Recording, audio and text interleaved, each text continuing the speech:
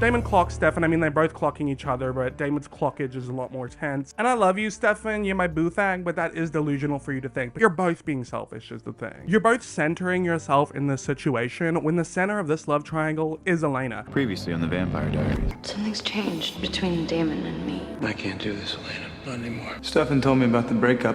I'd say I'm sorry, but I'm not. Elena needs a cure. So you can turn her back into the girl that's still in love with you. Who am I?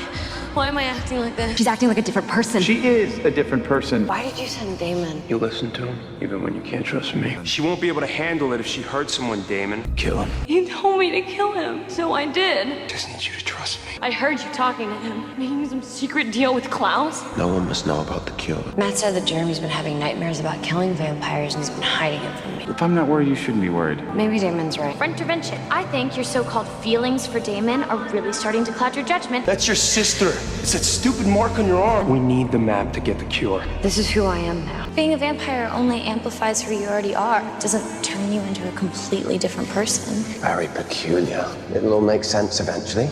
Damon's blood made her a vampire, right? It's rare, but it happens. Elena's sired to Damon. Blame it on the Sire-Bond. Hey, what's up, you guys? It's me, Luke, and welcome back to another video. Or if you're new here, welcome to my channel. If you're new here, I post commentary, deep dive, and reaction videos on movies, TV shows, and reality TV with a bit of pop culture sprinkled in between. Today's video is another installment in my deep dive and recap series into the Vampire Diaries, where I recap the show episode by episode. So those of you who have watched the show can go down memory lane, or those of you who haven't can experience what one of the most iconic shows of the 2010s was all about. My favorite show of all time personally. I rewatch it every single year, and I've been watching it since it first started airing, so I know it like the back of my hand. It's in my DNA. And in this series, not only do we recap the plot, but we also do an analysis of the characters and their relationships with one another, and like all of the mythology, all of the plot holes. We really get deep into it. We're currently up to season 4. If you would like to check out the playlist, I will link it down below. This video will be covering episodes 8 and 9 of season 4, which takes us to the mid-season finale. My last video covered episodes 6 and 7, which is titled The Breakup. We'll link that down below. And during that video, we dealt with the Stelena breakup and with delena getting together and the reveal that Elena is sired to Damon. So in this video, we will be dealing with all of the aftermath of that, Damon and Elena finding out that they're sired.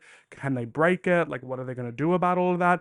As well as what's going on with Klaus and his hybrids all being unsired by Tyler and Haley, who is secretly working with Shane, who is orchestrating all of these mass murders and sacrifices, and like what that's all about. We're going to get a little bit more information on the mysterious Silas. So without further ado, let's get into it, because I'm about to dive in to the Vampire Diaries, Season 4, Chapter 4, titled The Sire-Bond, starting with Season 4, Episode 8, titled We'll Always Have Bourbon Street. So we begin this episode in the Salvatore house, where Damon wakes up in his bed, naked and alone.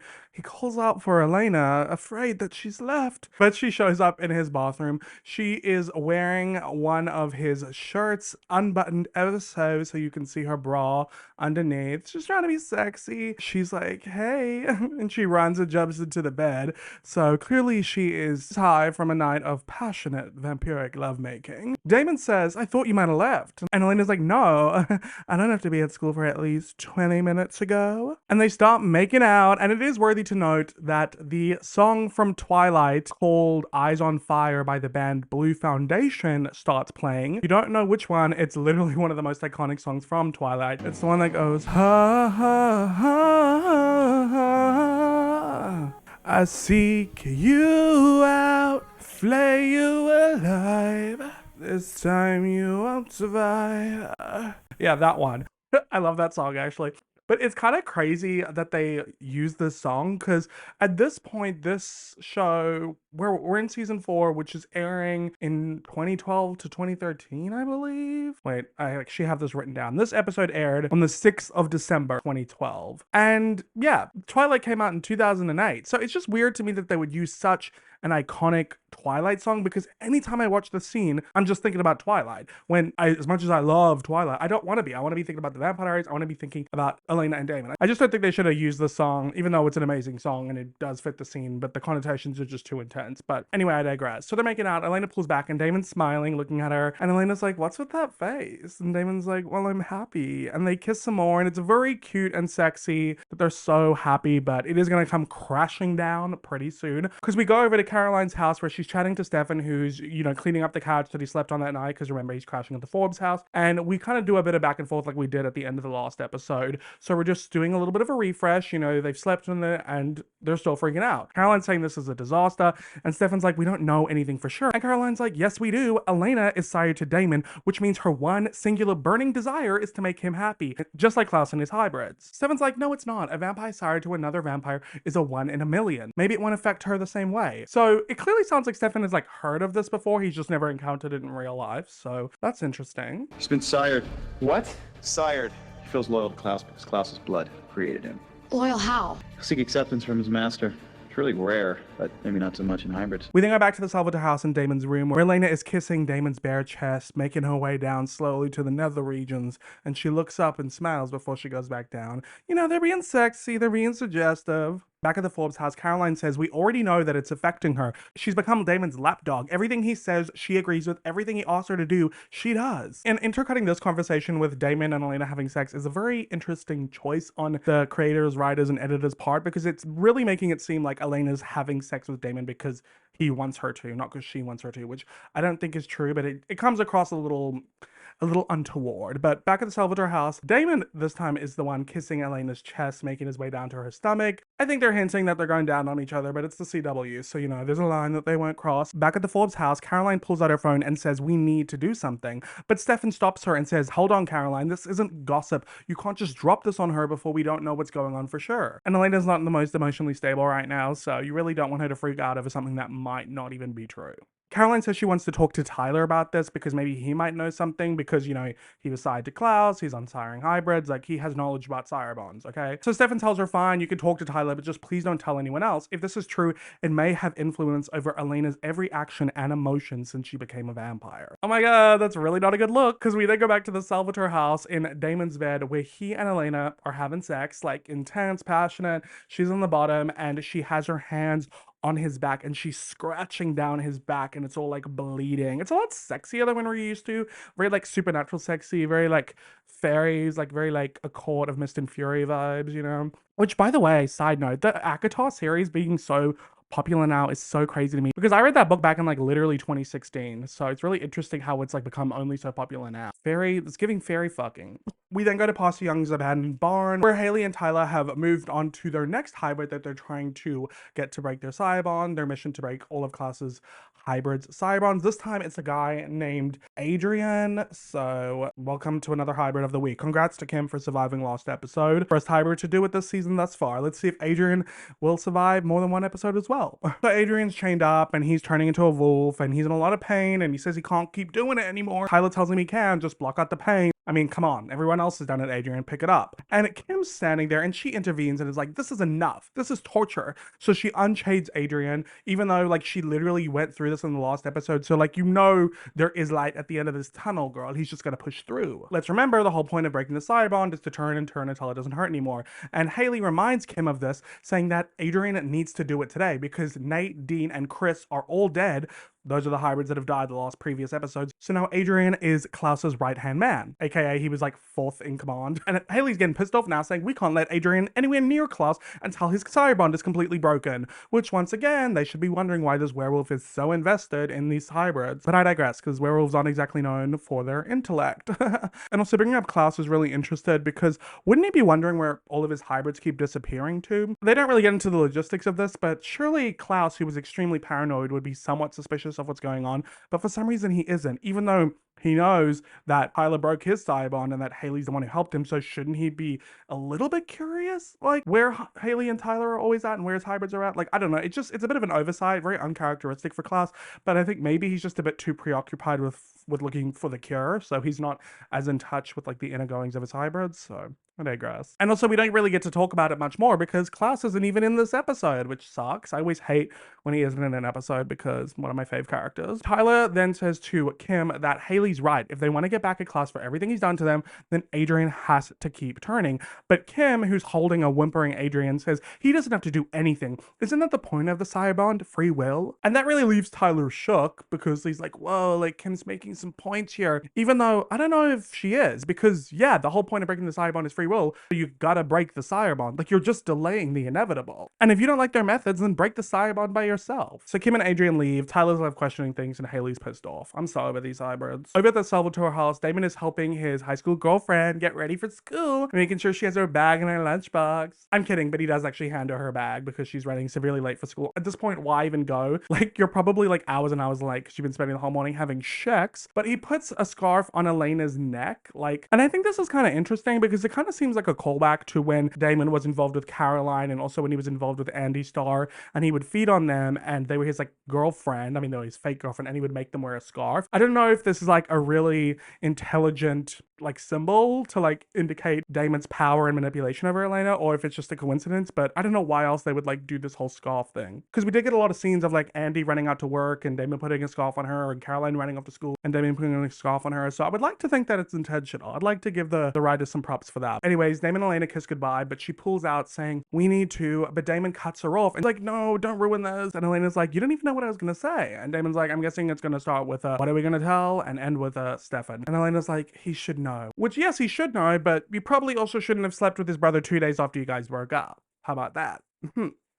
But anyways, Damon says, I know, I just don't know how he should know it. I don't really think it matters how they tell Stefan because it's gonna hurt either way. If you tell him you had sex 2 days after you guys broke up and the same night that he had to move out of his own home, it's gonna sting. But what's gonna suck even more is if you wait to tell him or if you lie about it. So you might as well just come clean. But Elena says he knows something's going on between us. I mean, it's the reason he and I broke up. And Damon's like, yeah, but like, can't we just let ourselves enjoy this one secret selfish day before we destroy his? I thought Damon was trying not to be selfish with Stefan and Elena, but I guess that went out the window right with his underwear. Elena's feeling kind of uneasy about not telling Stefan right away, and she tries to push back, but Damon keeps trying to convince her and says, no, Elena, this is our time. It's never been right before, and it's not right now. Just one day. And she agrees because she's sired to Damon, so of course she did. But they go to open the front door and it's kind of awkward because Stefan's standing there. There's like awkward silence between the three of them. Very painful to witness. And you gotta wonder if Stefan was like eavesdropping with his vamp hearing to hear what was going on. But maybe he wasn't, because maybe he assumed that Elena was already at school because he's ditching that day and he knows what time school starts. But I digress. But Elena says to Stefan, hey, I'll see you in history. And then she leaves and he nods. And Stefan says to Damon, we have to talk. And after some time has passed, clearly Stefan has told Damon everything. Because Damon says, sired? Really, Stefan? That is the most pathetic nonsense I've ever heard come out of your mouth, and you've said some crap in your day. Stefan tells Damon it was your blood that turned her, right? I mean, she's been different since day one because of you. You can't deny that. But of course he's going to, because one thing about Damon, he loves to be in denial. But to be fair, there's also other reasons that Elena's been acting different, namely that she is a vampire. She did die. Like, she's grappling with all of that. But yes, the Sire-Bond is a big part of that too, and Damon goes ahead and denies this and says, I finally got Elena to a good place about being a vampire, and you two idiots can't stand that she's happy because of me. Once again, I'm not sure how good of a place she's been in, Damon. She's been pretty miserable, been having a pretty hard time since she turned into a vampire. Sure, she's had a couple happy moments with you, but who knows, maybe that's because she's sired to you. Like, not only did she turn into a vampire, which she never wanted, but she killed a human being for the first time. She stabbed her brother in the neck. She fed on her friend who she died to keep alive and treated him like a human blood bag because she can't drink out of blood bags. Like, girlie has been going through it, having a miserable time. Maybe she's finally getting to a place where she's accepting that she's a vampire, but she's not happy about it. Anyways, Stefan says to Damon, all right, you know what? Prove me wrong. Tell her to drink from a blood bag. And Damon says she can't. Her weird doppelganger body rejected the blood from the bag. Which, even when you say that, Damon, does it not sound stupid to you? Like, she's a vampire. It's not like you have the same equivalent of a human being lactose intolerant. And Stefan says she can't drink from a blood bag because you told her to. You said she had to drink warm human blood straight from the vein. She needs human blood, Stefan, from the vein. Vampires eat people. Trust me, you're gonna be miserable. she almost died to make you happy, which is crazy because like, yeah, that is true. Like literally, she almost died because Damon was so stuck in his ways about her having to feed on a human. Like if he had just not said anything, she would have been able to feed on animal blood or blood bags this whole time. Of course, he couldn't have known that though, but he will see pretty soon how messed up this all is. Anyway, Stefan goes on saying, look, just ask her to drink from a blood bag and make sure to tell her how happy it'll make you if it works. And if I'm wrong, I'll be the first to apologize. Which this is the perfect test to show whether or not Elena is side, and it's easy enough for Damon to do, so he can't not agree to it, right? Maybe at other times he would have pushed back, but like with everything that's happened and he's already feeling kind of guilty, this is the least that he owes Stefan. So Damon does give in and says, when her body rejects this blood, which it will, your apology better be epic. And he leaves. We then go over to the high school where Elena joins Caroline and Bonnie in the hallway by their lockers, and Bonnie asks Elena if everything's okay, and Elena's like, yeah, why wouldn't it be? And Bonnie says, well, Caroline filled me in on how you had to move out of your house because of what's going on with Jeremy. And Elena's like, yeah, well, Matt's staying at the house with him right now, make sure he keeps all his hunter stuff in control, so he's okay. It's just a little bit of housekeeping because, like Klaus, Jeremy and Matt aren't in this episode either, so we just gotta know what they're up to. And Bonnie also had to get folded in because she wasn't in the previous episode. Caroline asks Elena, but are you okay? I mean, clearly they don't have a flat iron at Hotel Salvatore, because for once Elena's hair isn't straightened and she's got a messy bun in. She says she was in a rush and she takes her hair out of the bun, but when it comes out it looks nice anyway. I think they're trying to like indicate to us like she has messy sex hair, but like her hair isn't even messy. I wish they committed and just gave her like a bunch of frizz and knots. Anyways, Elena asks Caroline and Bonnie if they're both free tonight because she's in desperate need for some girl talk. And honestly, this was a great idea because you need some advice and perspective. Although I'm sure that's not what Elena thinks the night's gonna be. I think she's gonna tell them, so me and Damon slept together, we're together, it's amazing. And they're gonna be like, oh, we're happy for you. When girly, that cannot be the furthest thing from the truth, but she's so in Damon land that she just thinks everybody's gonna love it as much as she does. Anyways, Bonnie says, I'm in. Shane taught me some spells I've really been wanting to try. She's all giddy, but Caroline clocks her and says, oh, so creepy professor guy is just Shane now? Bonnie says, he's not creepy. Girl, you're trying to convince yourself because he is creepy. Elena says, we're not judging, but speak for yourself, girl, because you're in no position to judge. And Caroline says, I sure am judging, because she's the only one in this group with her head screwed on right. But Elena laughs this off and tells Bonnie, don't listen to her, because that's what she's doing. And she's like, okay, so girls' night, we can raid the Salvatore wine cellar. Caroline, who's considerate and has Stefan crashing on her couch, knowing that he's been displaced from his home and realizing how disrespectful Elena is being by just like inviting people over there, having a little party when Stefan can't even be in his own home. She says to Elena, are you sure Stefan and Damon are cool with us just like coming to their place? But Elena's being entitled. She's saying, I can't go home because my brother's trying to kill me, so their place is my place now. Girl, it's not. Also, have you bothered to check where Stefan's staying? Do you even know? Do you even care? She's really bothering me in this episode, but like, you know, gotta bear with. Anyways, Elena then sees Damon lurking in the hallways because once again, this high school has zero security. So she tells Bonnie and Caroline, alrighty girls, well, I'll see you later tonight. And she goes over into an empty classroom with Damon and says, you being here makes your selfish secret day a little difficult, don't you think?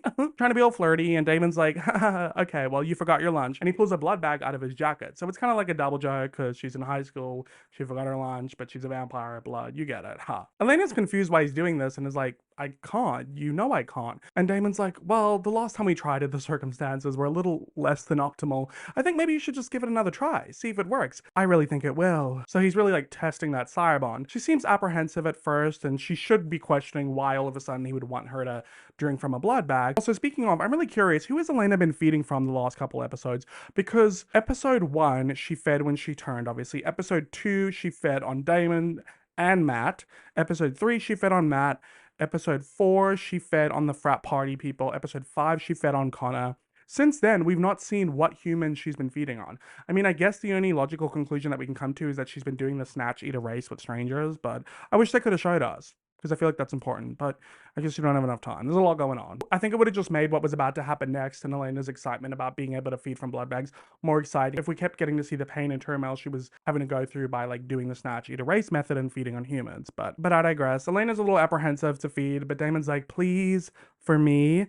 And because he said it, she takes it and she drinks and she's kind of surprised saying, and Damon's like, how is it? And she's like, I'm fine.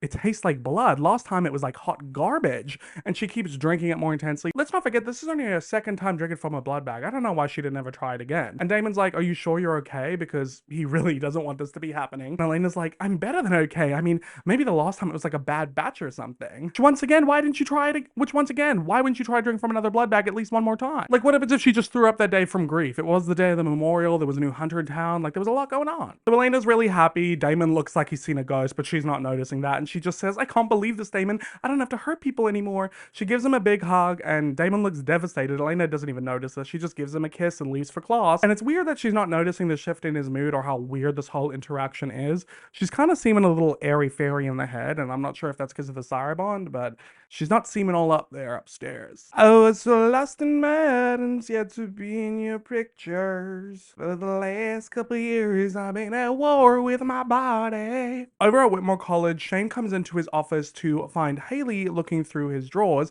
and he says, trespassing, breaking, and entering all before noon. Haley ignores this and says, I'm having trouble breaking Adrian. And Shane says, don't worry about it. You've already got 12 hybrids. And Haley says, we have 11. I told you Tyler Lockwood isn't part of the deal. And Shane's like, well, neither is 11 hybrids. You deliver me 12 hybrids without loyalties to Klaus, or your friend Tyler becomes fair game. Haley says, you haven't held up your end of the bargain yet. To which Shane smiles and pulls a flash drive out of his pocket and says, this is everything you wanted to know about your biological parents. And it's encoded, by the way, in case you were thinking of a smash and grab. Just bring me 12 unsired hybrids and it's yours. Now that number 12 we've heard before. It's interesting because if you'll remember, 12 humans died in the fire at the Young farm. And we know that Shane was involved with this because he was on the phone nonstop with Pastor Young. So now he's trying to organize another sacrifice of 12, well, now hybrids instead of humans. So it looks like Shane is performing or getting other people to perform mass murders for him. And this is the second time we're hearing the number 12. So it stands to reason that that can't be a coincidence, but who knows? Once is random, twice is a coincidence, and 3 times a pattern, so. But once again, adding more fuel to the fire that Shane is behind a lot of the shady stuff going on. One could say he's Shady Shane. Over at the Salvatore house, Stefan is on the phone with Caroline, who says, I talked to Tyler and he said the Sire-Bond exists because the hybrids are grateful to Klaus, because he relieved them from the pain of having to wolf fight every full moon, etc., etc. And that's why they have to turn until they're not in pain anymore, etc., etc. I'm getting tired of hearing about this explanation. Stefan says, right, but Elena's not a werewolf, so what's the vampire equivalent? And Caroline's like, well, that's the thing. There isn't one. And Stefan just hangs up on her, and Caroline's like, Stefan? This was just such a pointless conversation, but at least now we know that it isn't as easy as the Sire-Bond between hybrids. So they're gonna have to go hunting for another solution. So Stefan goes into the library where he finds Damon digging through some files and asks what he's doing. And Damon's like, Elena's side, you're right, I was wrong, happy? And Stefan's like, no, I'm not happy, but he's probably happy a little bit that he's right, and also that he can blame it on the Sire-Bond. Blame it on the blame it on the Bond, blame it on the Sire-Bond, blame it on the Sire-Bond. Ooh. Blame it on the Sire. No, I lost it. Anyway, I do want to say that last episode, Elena called out Stefan for wanting to get the cure for her because she thinks that he wants to fix her.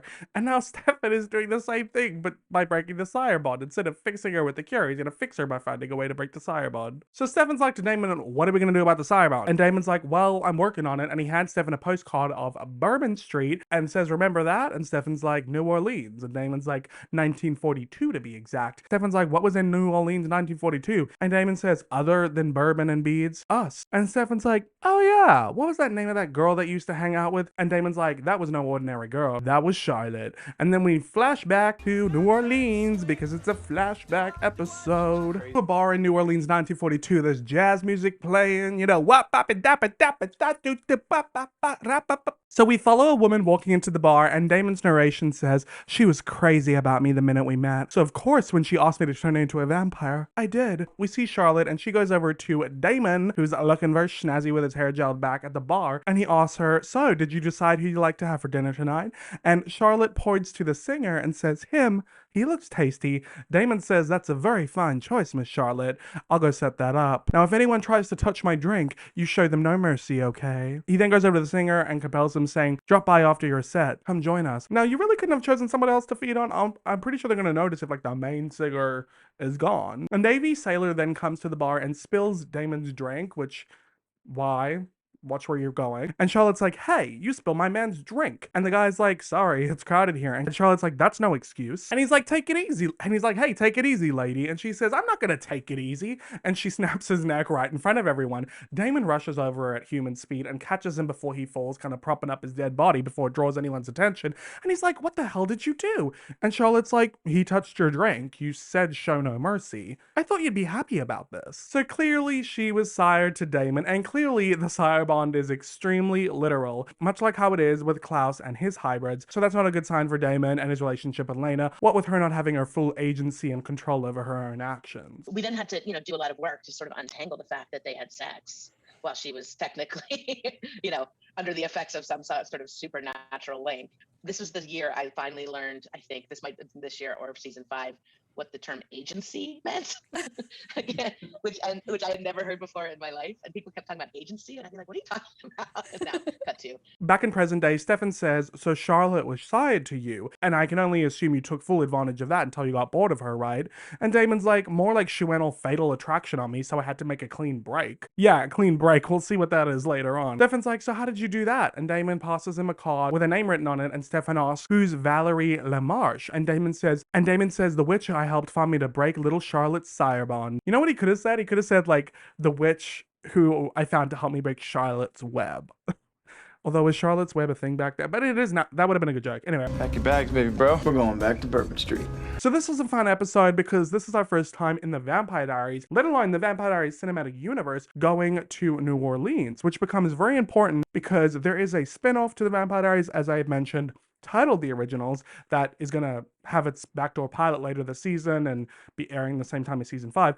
And New Orleans is where The Originals is set. New Orleans is also a really fun city for anything to be set, and it also has a lot of lore with vampires and that kind of like mythology. We then go ahead and time jump to nighttime now so that we're done with like the school day, and we can also skip over Damon and Stefan traveling to New Orleans. So we're at the Salvatore house with Elena, Bonnie, and Caroline, who are having their girls' night. So we got a boys' trip and a girls' night, a very fun episode. I love whenever they do these. They usually do them like once a season where we get a girls' night and a boys' night in one episode. It is Monday night, by the way, at the Salvatore house, and Elena pulls out 3 very expensive looking bottles of champagne. So each girl gets 1 bottle and they're getting drunk tonight. They're gonna party it up. And Bonnie pulls out a blood bag that was also in the crate that was holding the champagne bottles. And she's like, I'm assuming this is for Caroline. And Elena grabs it and is like, no, this is actually for me. They both look confused, but Elena's like, well, thanks to Damon, I'm now a functional, dysfunctional vampire. And Bonnie's like, that's amazing, which should definitely think that after watching Elena feed on people at the frat party. She was not a fan of that. But also, Elena, need I remind you, Damon didn't really do anything. He just suggests try feeding on the blood bag again. Without your knowledge of the Sire-Bond, you could have done that yourself. Why did you only try feed on the blood bag once? Anyway, I digress. She's looking for any reason to be a fan of Damon. Is it the Sire-Bond or is it because she's in love with him? I guess we will never know. Elena's really trying to position Damon as a good guy throughout this whole night, and Caroline is not buying it. She says, what do you mean thanks to Damon? And Elena's like, well, he suggested I try it again, so I did, and it worked. No more snatch, eat, and erase. By Caroline's face, you can tell she's like, oh, okay, so, well, that's confirmation that the Sire-Bond is in fact real. And she says, so where is my least favorite Salvatore? Just yet another reminder to Elena that she does in fact not like Damon. But Elena doesn't buy it, and she reads a text on her phone from Damon that says, out with Stefan for the night, don't wait up, brother bonding. And Caroline's like, so you guys check in text now? What else do you do? She's not playing around being coy anymore, and Elena can't ignore this. So she says, look, I know you're not the biggest fan of him, but he kind of just changed my life, so do you mind laying off all the hate? Which is also fair for Elena to say, because like Caroline has been coming down pretty hard on Elena since the last episode. But also at the same time, girl, how did he change your life? He brought you a blood bag. Also, your friends need time to adjust to you switching over to Damon. Let's not forget, just 2 days ago, you were in a relationship with Stefan. Not everyone can like get up to speed as quickly as you can. I just feel like any friend would be concerned if you jumped from one long-term relationship into a new one,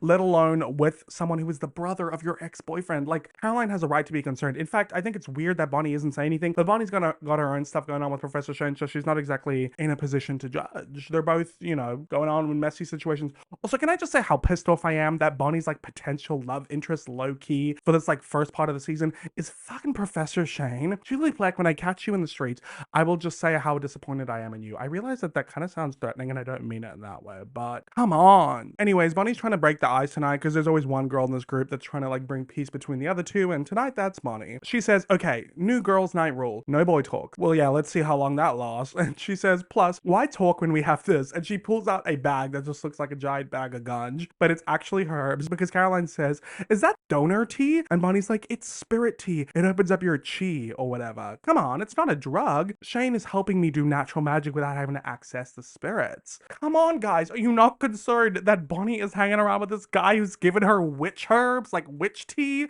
like mind-altering substances? I just like don't get it. I mean, Caroline does push against it, but like she should push harder. But to be fair, she's preoccupied trying to deal with Elena. There's only so much that Caroline can deal with. And Caroline says to Bonnie like, because she sees something fishy's going on here. But she gets a look from Bonnie and she realizes she's laying it on a little thick with both of her friends and this nights are not going to go well if she doesn't chill. So she says, okay, fine. I hereby vow not to be judgmental for the rest of the evening, even if you two are potentially ruining your lives as I stand idly by. And they all cheers their champagne bottles, they're drinking it, having fun. So let's see how long that lasts. So then we go over to the French Quarter down in New Orleans. The streets are packed with people partying, everyone's having a grand old time, and we see Damon and Stefan walking together. Stefan says, well, the city's the same, just brighter. And Damon's like, have you been back since 1942? Stefan says, nope, not since I shipped off to join the war effort and you didn't. Damon says, somebody had to stay back to entertain the ladies who had been left by their men folk. So Stefan served in World War II, which we love for the lore, unlike Damon, who served in the Civil War with the Confederacy, which we don't love. I mean, he did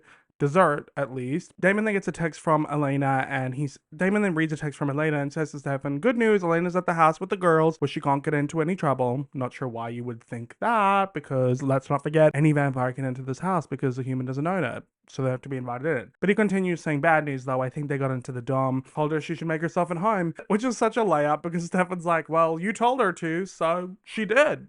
Stefan's really bitter and he's kind of taking the nod on Damon, which it's not Damon's fault that Elena's sired to him, but it's also fair for Stefan to be mad at him, and he's gonna get a whole lot more mad because at this point, he doesn't even know that they've slept together yet. Well, although at some point they've sort of already been emotionally cheating, and Stefan does know that. Also, this seems like an explanation as to why Elena is like treating this place like it's hers and like letting the girls come over and party and drinking their expensive stuff because Damon did tell her to make herself at home, so that's why she's acting so entitled. Damon says the Sire-Bond's not that literal, Stefan, and Stefan says, really? Name one thing you asked her to do that you haven't gotten yet, huh? Which Damon doesn't even try say anything because like what could he say? So instead he says, you know what I've gotten? Blame, guilt. I get it, Stefan. You're pissed that Elena dumped you because she has feelings for me. Bet you blame the Sire-Bond for that too. I mean, how could he not? And Stefan says just as much, saying, you know what, I absolutely do. Blame it on the Sire-Bond.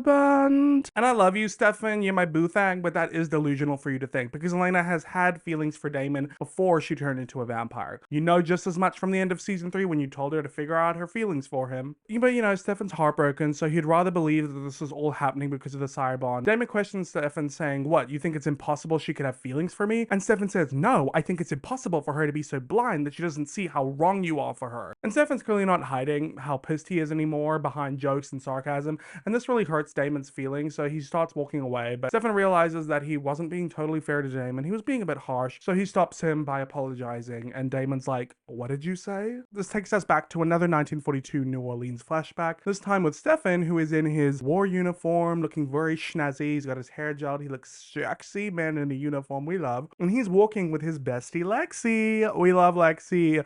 Always love a Lexi flashback episode. We haven't had one in a minute. I don't think we had a flashback Lexi episode in season 3, but we did see Lexi because she was a ghost. But anyway, Stefan is rehearsing an apology that he's going to be saying to Damon that Lexi's helping him with. So he says, I'm sorry I blamed you for my bloodlust and for me becoming a ripper. It wasn't your fault. Do I really have to say it wasn't his fault? And Lexi says, yes, keep going. And Stefan goes on saying, you're the only brother I have and I hope that we can be friends again. Lexi says, perfect. Now just remember, we're here to talk to Damon and not yell, not dredge out the past, and most definitely not to pick a fight. And Stefan's like, that's the real trick, isn't it? Because that is what they tend to do, is just dredge up the past, fight, all that kind of stuff. Clearly Stefan's not 100% on board with this, but Lexi tells him, you spent the last 20 years trying to turn your life around. It's time to make nice with your brother. So Stefan sees Damon at the bar and goes over to him, tapping him on the shoulder. Damon turns around and says, you look like a guy I used to know. And Stefan smiles and says, hello, Damon. Damon says, coming to put a stake in my heart? But Stefan says, more like bury the hatchet.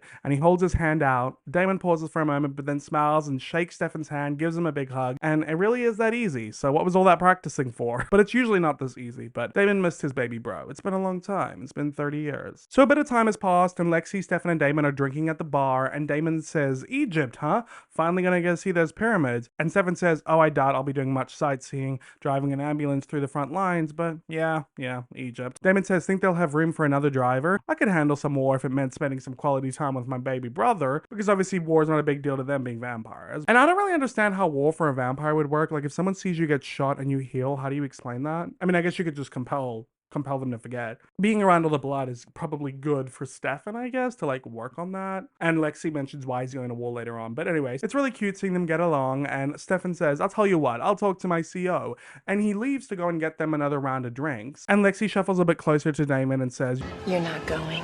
I don't like you. and Lexi says, in 1912, you pressured Stefan to drink human blood. He's been trying to put his Ripper days behind him, but he needs to see death and blood and deal with them as a part of life. He needs balance, restraint. So clearly Lexi doesn't want Stefan to blame what happened in 1912 on Damon as part of his recovery, but she's happy to blame Damon. And if you've watched my season 3 part 4 video, you'll remember that I was really pissed at Damon during those flashbacks of like how he convinced Stefan to feed on human blood even though he didn't want to. Like just butt out of it.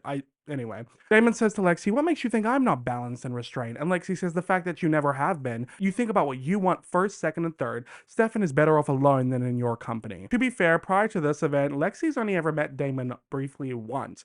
In 1964, after they turned, when Lexi had met Stefan and she was staying at his house and, you know, Damon was just like, help him, please. And then he left. Like, that's all she's experienced. So everything she knows about Damon is just going off of either assumptions or what Stefan has told her, which is only one side of the story. So she's heavily biased. Although Damon does kind of end up proving her right in the end, so. Stefan comes back with more shots and says, to the Salvatores in Egypt. And the three of them cheers and have their shots, but the vibes get ruined when Charlotte comes back with an unconscious woman and says to Damon, Damon, did you forget you were supposed to meet us for dinner? Damon nervously says, sorry, I lost track of time, realizing he's about to get proven wrong by Lexi. And then he does, because Charlotte flings the lady's neck back to show that she's bleeding and says, I brought leftovers. And Damon looks around to make sure no one saw anything and is like, damn it, Charlotte, acting like she's some bad dog. Charlotte then tosses the woman towards him, but her body falls past Stefan, and Stefan gets some of the woman's blood on his fingers. Staring at it, his eyes getting all red and veiny, and he's like, Lexi? Lexi grabs Stefan to pull him away. She tells Charlotte to get away from him, and Stefan starts walking away, and so does Lexi, but before she does, she looks back to Damon and says, she's better off without you too, indicating to Charlotte. So they leave, and Damon looks upset, but Charlotte's just smiling at him like, hey, what's the problem? Back in present day, Stefan says, I apologize, all right? As much as I hate this whole Sire-Bond thing, I shouldn't take it out on you. It's not really your fault. A good apology. Lexi taught him well. And it's nice that he's acknowledging this finally, because this sucks for Damon too. He didn't ask for this. He didn't even turn Elena. Meredith Fell did when she fed Damon's blood to Elena against her knowledge. Damon says, well, don't get all warm and fuzzy on me yet. They then get to the address that Damon had and says, this is where the witch lived. But it looks vacant, and Stefan says, you weren't honestly expecting to find the same exact witch at the same exact place. And Damon's like, no, I just couldn't remember where the store was, but I figured this would give us a good start. And Stefan's like, okay, well, maybe there's another place we could start. Do you think Charlotte might still be in New Orleans? And Damon's like, yeah, maybe. And Stefan's like, when's the last place you saw her? And Damon says, corner of Bourbon and Dumaine. Kind of told her to count every brick in every building in New Orleans and I'd meet her at the corner. I was gone by morning. That is such a messed up thing to do. Such an asshole thing. You couldn't have just like broken up with her to get rid of her and not told her where you were going, but I digress. Stefan walks away and Damon asks where he's going, and Stefan says to the corner of Bourbon and Dumaine, let's see how literal the Sire-Bond is. And Damon groans because it seems once again that Stefan is going to be proven right. Blame it on the Sire-Bond. We then go over to the Mystic Grill where Haley and Tyler are sitting in a booth watching Kim and Adrian play pool, and Haley says they're going to get us both killed and we're just sitting here. Tyler says Kim's right though, the point of breaking the Sire-Bond is being free. They don't have to listen to me. And Haley says yes they do, Ty. You can make them. Hybrids are werewolves first. Wolves run in packs, and every pack needs an alpha, or they end up challenging each other for dominance. Kim is challenging your position as alpha. You need to put her in her place now. Okay, whatever. So you're essentially just freeing them from having to do everything one person says just so that they can now do everything another person says? Like, how is that any different? I mean, I guess being sired is worse than being in a pack and having an alpha, sure, but at the same time, we can tell that Kim doesn't want to listen to anyone. So Tyler goes over to their pool table and grabs their ball and puts on his tough voice saying, long day tomorrow, Adrian, and if you want it to go better than it did today, you need to get some rest. Kim's getting pissed off and is defending Adrian, who apparently can't speak for himself, and says to Tyler, who do you think you are? And Tyler says, I'm the guy telling you to call it a night. See, this is why I couldn't be a werewolf. I'm just so anti-conflict and confrontation. I couldn't deal. It's literally in werewolves' nature to fight and fight for dominance. So call me a beta man or whatever, but I wouldn't want any part of this. So Kim, who we're clearly starting to understand is quite unhinged, goes to stab Tyler with the pool stick in front of a whole grill full of people, but Tyler grabs it and shoves it against her and says, "This could get a lot uglier right now, but I'm not gonna let it. Challenge me again, and this conversation will end very differently. You understand?" He's being super intense. It's actually kind of hot, which I don't usually say about Tyler, and I don't know what that says about me, but anyway. He shoves Kim back with the pool stick and says, "Finish your drink and get Adrian back to the stables. We'll meet you there." And he leaves, and Haley kind of gives Kim a look like, that's my man, and he said that. But really, we know that Haley is the one pulling the strings. She's so good at manipulating Tyler. It's too easy for her, really, because, I mean, it is Tyler. And they really should have gone with Adrian and Kim to the stables, because look what happens. Kim goes to leave. Adrian's like, "Where are you going?" because she's not following them. And Kim says to go and pick a fight. So looks like this isn't over yet. We then go back to New Orleans, where Damon and Stefan are walking through the street, and Damon says, "No way she's going to be in the same spot after 7 years." And Stefan's like, "So what are we going to tell Elena?" And Damon's like, "Well, I was hoping that we wouldn't have to tell her anything," which is a crazy suggestion. She should know that she doesn't have full agency over her own decisions. And people kept talking about agency, and I'd be like, what are you talking about? Stefan says we can't lie to her, and Damon's like, "It's not a lie, it's an admission for the greater good." "Yeah, Damon, your greater good." And Stefan says just as much, saying, "Oh, I see, that's Damon speak for, let's not do the right thing, just what's right for me." And Damon's like, "Oh, what about you? Oh, selfless one, are you doing what's best for Elena, or are you doing what's best for you? Because it looks to me that the only reason you want to break Elena's Sire-Bond is to restore her to her original factory Team Stefan settings." Which is quite the read, because, I mean, let's just say it. Because, I mean, it's the truth. Damon clocks Stefan. I mean, they're both clocking each other, but Damon's clockage is a lot more tense. But you're both being selfish is the thing. You're both centering yourself in this situation when the center of this love triangle is Elena. She's the one who is under a Sire-Bond that she's not aware of. She's the one who's having her agency taken away from her. She's the one who's being affected by this the most, regardless of what either of you think. And you're arguing about whether or not you should tell her and why you should tell her and the reasons behind. How about you should tell her because it's her brain, it's her mind, it's her feelings, it's her emotions, it's her actions, it's her agency. She deserves to know. Now, they both said their piece, so I'm gonna say mine. I think Damon wants to break the Sire-Bond to Elena without her ever having to know about it, so that he can test whether Elena's feelings for him are real, and he doesn't want her knowing about the Sire-Bond to sway that. Because he's worried that if Elena knows about the Sire-Bond, it's gonna make her question her feelings for him and whether or not they're real. Meanwhile, that's exactly what Stefan's hoping for. Before, he was blaming it on Elena becoming a vampire. He's like, we gotta cure her. Now he's blaming it on the Sire-Bond. Blame it on the Sire-Bond. So, you know, either way, they're both not doing what's in the best interest for her. Damon says to Stefan, "I'm gonna go get a drink. Hunt me down when you're done being a dick." And he goes to walk away into an empty street alone, and then he hears some whooshing, and a vampire speeds over and jumps him to the ground. Stefan hears this, and Vamp speeds over, throwing the vampire off of Damon, and asks what the hell just happened, and Damon's like, "She kissed me." The woman then gets up, and who is it but none other than Miss Charlotte from the flashbacks, and she says, "Damon, I always knew you'd come back for me. I must have counted literally every brick on every building in all of New Orleans." And Stefan's like, "Ha!" Literally every brick. And Damon's like, oh, because his night just keeps getting worse and worse, because he just keeps getting proven wrong, and Stefan just keeps getting proven right. So Damon goes over to Charlotte and says, "Charlotte, please tell me you've had a full life and that you've done something other than counting bricks." Well, Damon, why would she? That's exactly what you told her to do when she was sired. It's kind of a making of your own doing, and now you're having to see the consequences of your actions in the flesh. So 1942, at the moment within the show, I think it's canonically like 2011, I want to say, 2010. So that is 10, 60, that's like 68 years that this woman has been stuck in New Orleans counting bricks. Like, and it is so literal, so like she probably could not do anything else but count bricks. That's hilarious. Literally every brick. So Damon goes over to Charlotte and says, "Please tell me you've had a full life and that you've done something other than counting bricks." And Charlotte says, "Of course I have." I'm not crazy. Which is exactly what someone who's crazy would say. And Stefan's like, "Well, then what are you still doing here?" And Charlotte says, "You know when someone breaks up with you and there's that song that reminds you of them, and then at first you hate it, but then it brings back all the good memories of them? Counting the bricks is my song, and I've been playing it for decades." And Stefan's like, "That's a really long time stuck listening to the same song." Yeah. Well, This poor girl sounds like she's lost it, truly mental love. But Stefan is so happy right now because this Sire-Bond is exactly how he's been describing it. And he's living on a high, but Damon's living on a prayer because he is really upset with the way things are going. So he changes the subject and is like, "Well, Charlotte, you know, on the plus column, you know New Orleans better than anyone," which is really nice because we need your help finding someone. So she's gonna help them find the witch and her store. Back at the Selfter house, the girls are dancing and drinking champagne, having fun. It's a really cute montage vibe. vibe, and Elena vamp speeds over to get some more champagne, so they've already finished their first set of bottles, and Bonnie films Elena vamp speeding, which turns into this like not so subtle AT&T sponsorship. Later the girls are in Damon's bathroom, laughing, having a fun time. Elena's sitting in the tub while Bonnie and Caroline are around her, and I guess maybe Elena was like, guys, like let's go hang out in Damon's bathroom, so she can like segue into telling them that they're together, but it doesn't actually go that smoothly.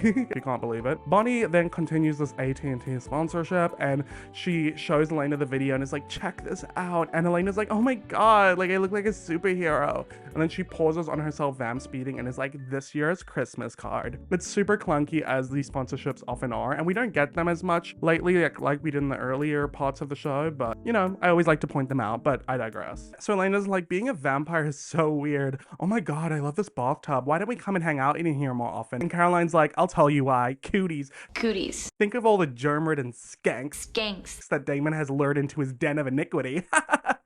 And she's like laughing, but Elena and Bonnie are not laughing. Elena looks really pissed because now she's one of those skanks. Skanks. I mean, obviously Caroline doesn't know this and might not have said this if she did, but it really stung Elena. And Bonnie looks uncomfortable as well, so Caroline's like, okay, I'm sorry, I've been good all night, I'm stopping now. And Elena's like, no, don't stop on my account, rip away, it's only Damon, right?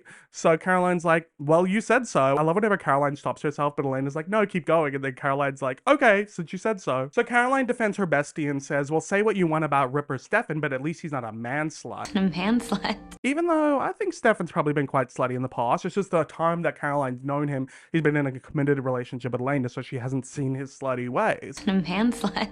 Both these men are very slutty, don't get it twisted. Bonnie tells Caroline, like, come on, stop, she's trying to keep the peace, but Elena's getting ready to deflect in the most horrible way ever, and she says to Caroline, so what exactly was it about him that made you jump right into bed with him as soon as you met him? And this argument is really, really bad, because lest we forget that Caroline was compelled, manipulated, and abused by Damon. You were there, Elena, firsthand. You saw the bite marks, you saw the way that Caroline was acting, not to mention that Damon tried to kill her twice. Like, this is not helping your argument that Damon is this great guy. But Caroline says, I didn't know what a sociopathic narcissist he was back then. And Elena's like, he's always been there for me when I needed him. Of course, girl, because he's obsessed with you. Also, once again, you cannot just... People who are with, like, quote-unquote horrible people, not saying Damon is a horrible person, but I mean, he has done horrible things to both Caroline and Bonnie and like plenty of other people. Just because he's nice to you doesn't make him like a good person or absolve him of any of the horrible things that he's done to other people. Look, I know this is a supernatural show, but this is an important thing to remember. These people out here who are like dating these men who are like horrible to other people, they're horrible to waitstaff, they're horrible to minorities, like all this kind of stuff. They're like, yeah, but he's nice to me. Like that doesn't excuse it. He's a horrible person. Of course, this is very nuanced. You know, Damon, once again, doesn't like to show his vulnerable side or his selflessness side besides with people that he loves, and pretty much the only people he cares about at this point is Elena and Stefan. Used to be Alark, but I mean, Alark's dead and Damon killed him twice. So it's a lot more complex than we really have the time to get into right now, especially when you have to factor in that it's a supernatural show. But Elena, the points that you are making flop majorly. Caroline's response to Elena and why Damon's always been there for her is, yeah, because he's hoping you'll sleep with him. And without blinking, Elena's like, well, maybe I already did. You did what? You didn't. Yeah, I did. And Bonnie and Caroline are like, ooh, that's not. And Elena's like, no, like in the sense that. And this really affects Elena that even Bonnie's disapproving her because she's been supporting her all night. And she's floundering, but she decides to like have a little fake confidence boost and is like, you know what? Yeah, I did. Look, I know you two have issues with him. Yeah, issues like the 2 times he's tried to kill both of them. Elena continues saying, but I'm happy and I wanted to spend tonight with my 2 best friends so that I could tell them about it. And she gets out of her bathtub and storms off. And I just have to say, Elena, in what world did you think that Caroline and Bonnie would be supportive of you jumping into bed with Damon when you just broke up with his brother 2 days ago, who you were in a long-term relationship with, and you're, in a way, in their minds, you're downgrading. You're going to this guy that actually treated them well and cared about them to this guy who doesn't. So, like, what were you expecting? I know she's sired, but, like, once again, like, she just has no tact. I have to chuck it up to the Sire-Bond because in these next couple episodes, Elena's just being an absolute buffoon. Back in New Orleans, Damon and Stefan enter a store where a woman welcomes them, and Damon says, we're looking for a witch. Sorry, no time for pleasantries. The woman pretends to be confused, but Damon says, look, Nandi is it? As he sees her name written on the board. Let's skip the part where you pretend like you don't know what we're talking about. We need a spell that could break a vampire Sire-Bond. Now, there was a witch here named Val. Ring any bells? Nandi says she was my great-grandmother, and Damon says she had a grimoire and it had a spell. We then go to a flashback in New Orleans, 1942 once again, this time in the same store, where Damon is talking to the witch Val, and she says, "The magic you're talking about is dark, powerful. Magic like this doesn't come cheap." Damon, who notices a little girl to the left at a table drawing, smiles and then looks back at the woman and says, "How much?" Val says, "Money won't cut it here, pretty one. Dark magic draws power from dark places. Casting the spell you need requires the sacrifice of 12 human souls." There's that same number 12 that Shane had with the humans at the Young Farm and is now orchestrating with the 12 hybrids. So something magical is definitely involved there. In present day, Stefan says, "A sacrifice? You brought me here knowing the spell required a human sacrifice?" And Damon's like, "Well, I hope the recipe would have changed." "Sure you did, Damon, but like, let's cut this shit. The reason you didn't tell Stefan is because if you did tell him that you'd have to sacrifice 12 humans to break the Sire-Bond, he wouldn't have come." Nandi says to them, "Look, there's no magic like that here. I sell herbs and homeopathic remedies and dress it up with a little witchy woo-woo for the tourist, but I don't practice." And Damon's like, "Okay, fine. Just tell us where we can find someone like your great-grandma who can break the Sire-Bond and won't flake on us like old Val did." And Nandi says, "There is no one. All of her stuff is gone. The grimoires, her journals, we lost it during Katrina. If a spell like that did exist, it's gone for good." So, looks like they're shit out of the luck. Back at the Salvatore house, Elena is downstairs cleaning stuff up, trying to make a point, having a bit of an adult tanty. And Caroline and Bonnie come downstairs and they're like, "Come on, Elena." But Elena's like, "Party's over. You guys need to leave." And Bonnie's like, "Elena, come on." And Caroline's like, "Don't be mad, okay? We're just looking out for you." And Elena's like, "Do you think that it makes me happy that you guys hate him so much? I get it. His track record is a little spotty." "A little spotty, girl?" Like, girly. Like, girl, you're just spitting in their face at this point. Like, that's the understatement of the century. At least acknowledge it. But anyway, she goes on saying, "But I don't hate him. I can't. I think I'm falling in love with him." And Caroline's like, nah, I'm not doing this anymore. Oh, you're not falling in love with him, Elena. You're sired to him. She says it a bit harsh, but like, she's been pushed to her breaking point. She's been trying all night to be tight-lipped about this, but Elena is acting a goddamn fool and she can't help it anymore. She just needs to tell her. And honestly, maybe it's better that it's coming from someone else and not Damon and Stefan, because at least, you know, the person that she's not sided, the person she didn't break up with because she sided to the other person isn't involved. Either way, she deserved to know, so I don't fault Caroline for telling her this. Bonnie and Elena look really confused by this. And Caroline's like, "Look, I'm sorry it came out like that, but it's true. Damon's blood turned you. You couldn't feed from animals or blood bags because he told you so. Then he suggested that you try again with blood bags, and suddenly..." And Elena's like seeing the logic with this, but of course she doesn't want to believe it, and she's like, "No, there's no way." And Bonnie's like, "Are you sure about this?" And Caroline's like, "Yeah, just ask Stefan. He can explain it way better than I can." Elena's fuming now and is like, "I'm sorry, you talked to Stefan about this?" And Caroline's like, "It's not your fault, Elena. Damon took advantage of you." Well, technically he didn't, because he didn't know about the Sire-Bond, so that's not fair to Damon. Like, Damon was just asking things of Elena and telling her things, and she just happened to be agreeing to all of them, and he was just like, "Oh, okay, this is nice. I guess she's really starting to warm up to me. Things have changed." Maybe he thought because she was a vampire, she could relate to him more, unlike Stefan, who isn't like your typical vampire because he can't do typical vampire things, and he's, you know, always questioning his morals, and he has a lot more of a stronger attachment to his humanity. Like, Damon knew that her feelings to him were growing and growing, and maybe he just thought that her turning into a vampire was that final push that pushed them closer together. So I can see why he wasn't suspicious of it. It's just not fair to like put that on Damon, that he was manipulating her and taking advantage of her. If now he has this knowledge, he continues to like use it, then yeah, that would be taking advantage of her. But we haven't seen that yet because they haven't even spoken about the Sire-Bond together yet. Anyway, Elena doesn't want to hear this. This is all too overwhelming for her, and she tells Caroline and Bonnie they need to leave, and Bonnie's trying to calm her down, but Elena walks over to the front door and opens it and says, "I said leave." But who's standing at the front door but none other than Adrian and Kim, the hybrid.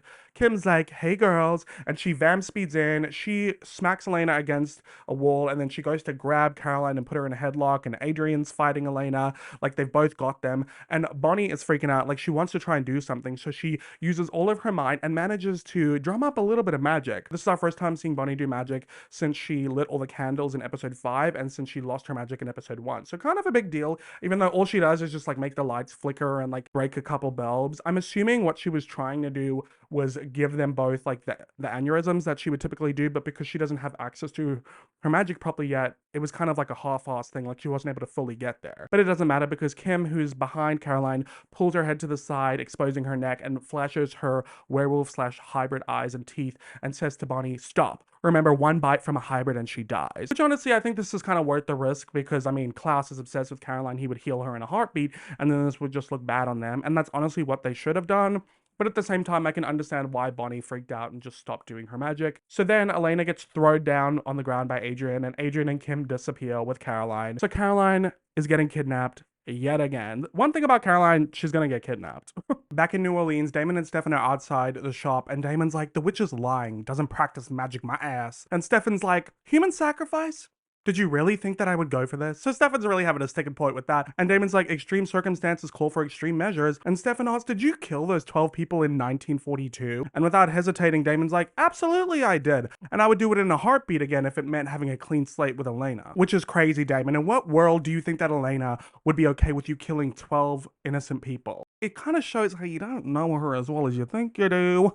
Although I suppose she sighed, so she wouldn't care until after the fact. But I digress. He then says to Stefan, so are you going to help me good cop, bad cop this witch or not? And they go back into the store. Outside in the woods, Elena is walking with Tyler, who's on the phone with Haley, and he says, I get it, Haley. I'll find them and I'll get them in line. So clearly she's coaching him on how to be an alpha, but like she doesn't want to come along because she's like, nah, you do it. I've got stuff to do. Elena reads a text from Bonnie saying, Bonnie says no luck with the locator spell. Once again, I'm assuming because her magic isn't strong enough yet, so like she can't do a locator spell yet. Tyler says they've got to be around here somewhere. They're not dumb enough to get risk getting caught in town by Klaus. Which once again begs the question, what is Klaus up to when all this is going on? Elena asks, what do they want from Caroline? I mean, it's pretty obvious. Caroline is Tyler's girlfriend, so they're trying to get back at him. But like, once again, Elena's brain isn't working at full potential. Tyler says, Kim's trying to prove that she's the alpha. If I can make her submit, the pack will then fall in line, and we can finally get them free of Klaus. You'd think they'd play along with how much they hate him. And Elena's like, but Adrian doesn't hate Klaus, right? He's still sire to him. But Tyler says, being sire doesn't make you feel differently about someone. I hated Klaus, but I still had to do everything that he said.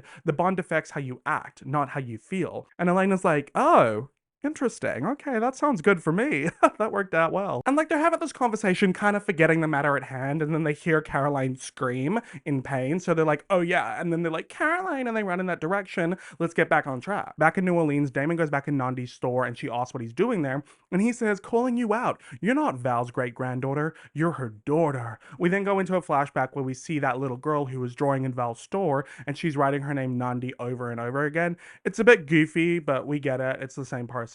Damon continues and says, you're 80 years old, but you don't look a day after 50. You're a practicing witch. Obviously, knowing that back in season 3, episode 3 and 4, we met the witch Gloria in Chicago, and she'd been alive since the 1920s, and she had been slowing down the aging too. So we do know that this is something that witches can do with their practice. Nandi tells Damon to get out of her store, but Damon doesn't want to leave, so she starts giving him a brain aneurysm and says, I gave you a chance to leave with your life. She's about to kill him, but then Stephanie comes in to play good cop and says, wait, and Nandi says, I told you, there's no one here who can help you. That kind of magic my mother practiced, it's unnatural. Witches don't even call it magic. We call it expression. I have expression. I've been waiting for this one. Expression is like another crazy thing in this season, but we're not going to get into it just too much yet. Stefan's like, oh, what's that, like black magic? And Nandi says, it's worse. Channeling the power of human sacrifice calls on darkness that can't exist on this plane without swallowing it whole. Val sold you a bill of goods about breaking the Sire-Bond because she wanted access to that power, and you gave it to her when you killed those 12 people. So Damon literally got scammed and is only realizing now that there is no spell to break the Sire-Bond. There's no spell. So he just killed 12 innocent people because Val manipulated him to. Classic. But what she does tell him is the bond can't be broken with magic. A vampire only bonds to her sire when she has feelings for him before she turns. Human feelings. Vampirism only heightens those emotions. And this really sucks for Stefan because now he has to face reality that the Sire-Bond doesn't just exist because Elena was turned from Damon's blood, but because she had intense feelings before him before she turned, and they've only been intensified now that she has turned. Which stands to reason. I mean, she had intense feelings for Stefan too. If she had been turned with Stefan's blood, would she have been sired to him? Or do you think there was something else involved because she was trying to suppress her feelings for Damon so much?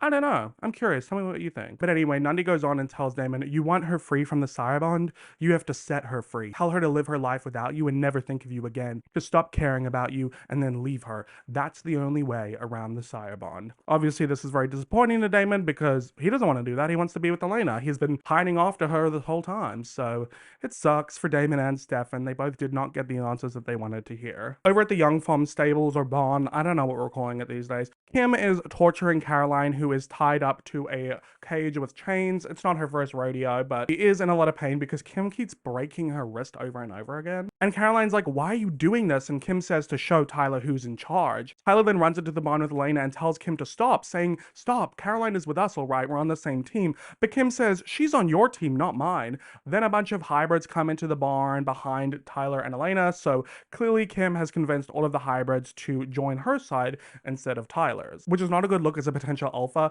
if one of your hybrids was able to get all of the other hybrids against you in less than 24 hours. So 2 hybrids are holding Tyler back and another 2 are holding Elena back. So when Kim breaks Caroline's wrist yet again, she's not very creative when it comes to torturing. Adrian tells Kim, stop Kim, Klaus isn't gonna like this, because Klaus is obsessed with Caroline. But that's Kim's whole point doing this, because getting at Caroline kills 2 birds with 1 stone because it hurts Tyler and Klaus. But Adrian is still side to Klaus, so he has to do everything that Klaus would want. But in response, Kim says, that's a good point. Do you think he'll like this? And she pulls out a stake and points it to Caroline's heart. And Tyler says, Kim, don't do it, I swear to God. Which does nothing because Kim lifts the stake up, about to stake Caroline. But Elena's like, wait, stop. Kill me instead. If you really want to get at Klaus, he's obsessed with making me human again so he can make more hybrids. Kill me to get to him. So Kim pulls the stake away from Caroline and is going over to Elena, grabs her by the throat. And there's enough distraction and commotion that Tyler is able to break free from the hybrids who are holding him back. And he vamp speeds over to Kim, ripping her off of Elena, and he shoves his hand in her chest, holding her heart. All the hybrids get ready to pounce, but Tyler says to them, stay away or I'll rip her heart out right now. So they stand down, and Tyler gives a bit of a speech while holding Kim's heart, saying, Kim put you all at risk today, but I'm not gonna hurt her. I'm not Klaus. I don't kill and torture my friends to get what I want. Even though he's threatening to kill Kim, but I digress. He goes on saying, now we broke the Sire-Bond, but if you want to be free, we have to work together. No one can step out of line. Now you either are with me or you're against me. Submit. And he's looking at Kim and Kim doesn't want to, and he's like, submit or you die. So he kind of defeated the point of what he said, but like Kim doesn't want to die. So she submits, he releases her heart without pulling it out, so she's still alive, and he stands up, Kim is kneeling down to him, and then all of the other hybrids follow suit and bend the knee to Tyler. So Tyler is an alpha, which is cool, I guess. I mean, I never really cared that much for the werewolf politics in this show, but yeah, we have a pack, we have an alpha. Let's see what they do with that. But once again, I do have to say that this wouldn't have happened if it wasn't for Haley, so once again, a man taking credit for a woman's work, as often seen before. So back at New Orleans, Damon is sitting with Charlotte at a cafe, and she says, you're not leaving me again? And Damon's like, no, I need to get on with my life, and so do you. Which is hilarious that he needs to get, which is hilarious that he's saying he needs to do this to get on with his life, as if he's thought about her since 1942. Charlotte says, I don't want to live in a world without you, which is also crazy because, girl, you already have been living in a world without him. But Damon's using this as like a trial run on how to break the Sire-Bond so that he can do it with Elena, which is kind of ridiculous because like Charlotte and Elena are like going to be completely different experiences because he doesn't care about Charlotte, whereas he's obsessed with Elena. So I don't really think that that's going to help, but I do think it is nice to finally set Charlotte free. So Damon says to Charlotte, if you want to make me happy, you will. You'll just forget about me. You'll never think of me again, and you'll find someone new, and you'll be happier than ever. But Charlotte's starting to tear up, and Damon's like, oh, please stop crying. So she does, because she's still sired. And Charlotte says, you're never going to be able to forget you. And Damon's like, yes, you are. And I'm never going to be happy until you realize that you're never going to have the life that you deserve if I'm in it. Goodbye, Charlotte.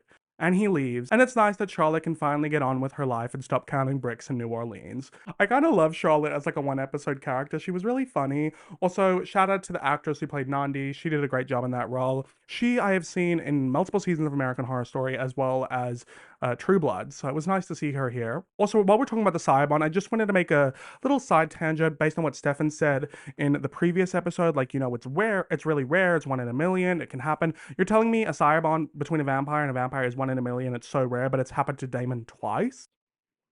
I mean, then again, I guess I can see how Damon might have that effect on someone, so. Also, something else while we're on the topic of a Sire-Bond. According to Nandi, a vampire only gets sired to another vampire if they had feelings for them as a human before they turned. Doesn't seem that rare, that seems pretty common. I mean, you would think that happens a lot, right? Talking about Lexi, who's in this episode, we met her boyfriend back in season 1, and she turned him, so was he sired to her because he had feelings for her as a human before she turned him? And then we also have situations like Finn, who turned sage, and she waited for him for 900 years, and she had feelings for him as a human, so was she side to him? And then, of course, who can we forget? The most classic example of this, Daemon, who had feelings for Catherine as a human before he was turned with her blood in his system. So does that mean he was side to her? Because he was so obsessed with her for decades and decades, and then the only thing that really made him let go of her, even though there were countless times that she didn't like him or care about him, was when Catherine said in the season 2 premiere, like, I don't love you, Daemon, and I never have.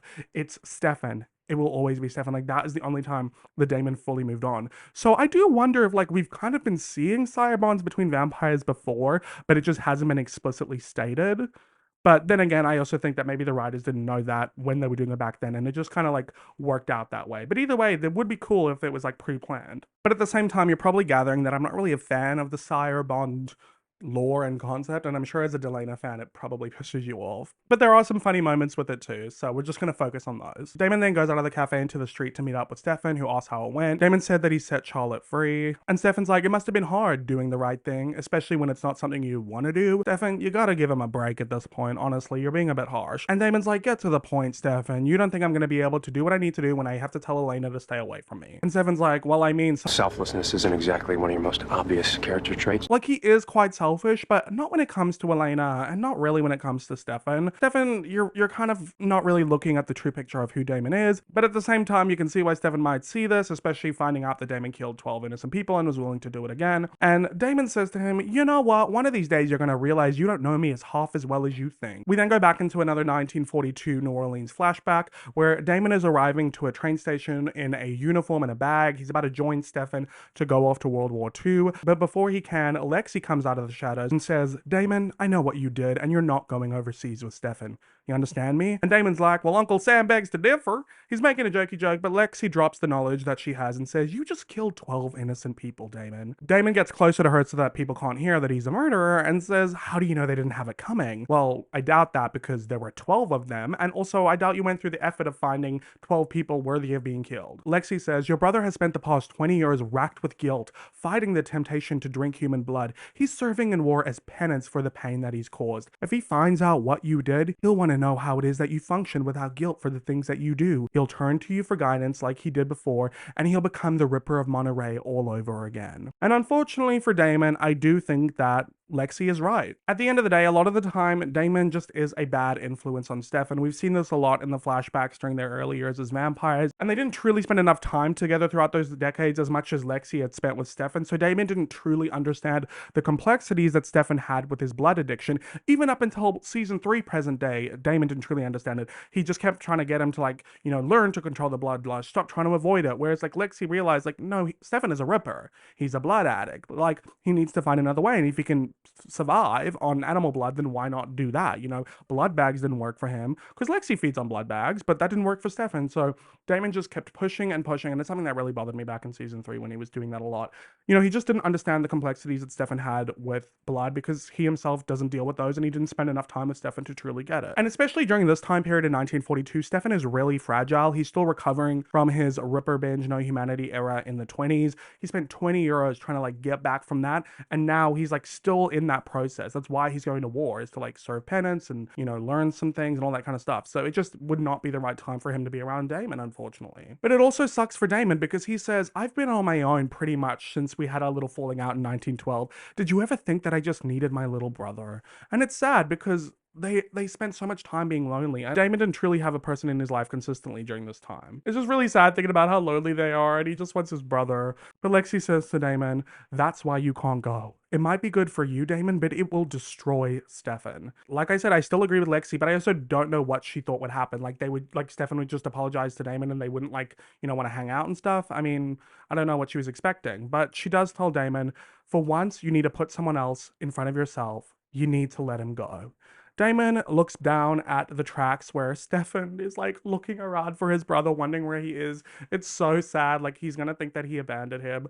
And Daemon just looks at him and says, good luck, brother. and it's just really sad. It's so sad. The next time that they see each other after 1942, when is that? Oh, I'm pretty sure it's the 90s. Yeah, I'm pretty sure it's the 90s, but we don't see those flashbacks yet. But yeah, I'm thinking that Damon had a lot of reasons behind why he killed Lexi in season 1, because clearly he wasn't a fan of this situation. Even though Damon had this push from Lexi, he still could have just said screw you and do what he wanted, but he chose not to. He let Stefan think that he had abandoned him because it was the better thing for Stefan, even though it's not what he wanted. So that was true selflessness, especially because like Stefan didn't know about it. And even we go in present day and Damon has told Stefan this story and Stefan says, I didn't know about that, which yeah, that's kind of the whole point. Is it really selfless if you're telling someone? And Damon says, well, next time I'll hang it on a billboard. So Stefan softens up after hearing the story and says, I know it may seem like I'm being unfair about this, like I'm upset about losing Elena to you, which I am, but after all this is over, if she never feels the same way about me as she used to,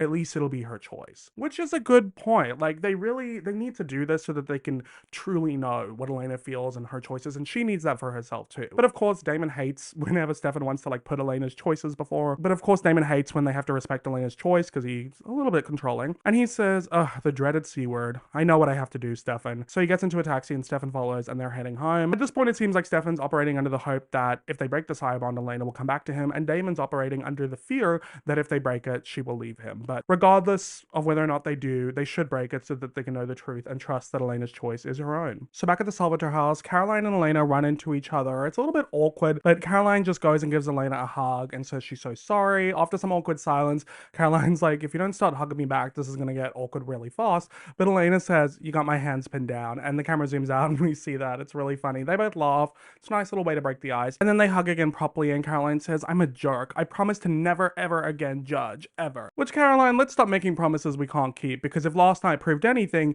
you can't keep a promise. Stefan asked you not to tell Elena that she was side, and you did it anyway. While you weren't entirely delicate, I do think that it was right and justified. Elena says, just please don't tell Stefan about me and Damon yet. I promise that I'll tell him. I just need to figure out some of this stuff on my own first. Caroline agrees to keep Elena's secret, which is a mistake. Honestly, Elena should just stop wasting time and tell Stefan, because if he hears it from anyone else, it's just going to be painful and hurtful, and he's going to feel like she lied to him, which they kind of are lying to him. Like, Damon spent a whole day with him and not told him the truth. Anyway, Bonnie comes over and is like, have you two made up? And Caroline's like, well, she saved my life in spite of me being a nasty bad witch, which is a weird thing for her to say, but it kind of segues into Elena looking at Bonnie and saying, thankfully we had our good witch, which I don't know what that means, because Bonnie, with all due respect, literally did nothing to help this episode. She was not useful in any way because her magic isn't back yet. All she did was flicker some lights, and she couldn't even do a basic locator spell or aneurysm spell. Once again, it's not really her fault, but let's not give her props that aren't due. But I digress. Elena goes on and says to Bonnie, you know, your hottie creepy professor really knows his stuff. Okay, Elena, calling him hot, but at least you're acknowledging that he's creepy at the same time. Bonnie says, it's been baby steps, but he's helping me with a whole new kind of magic. He calls it expression. Expression.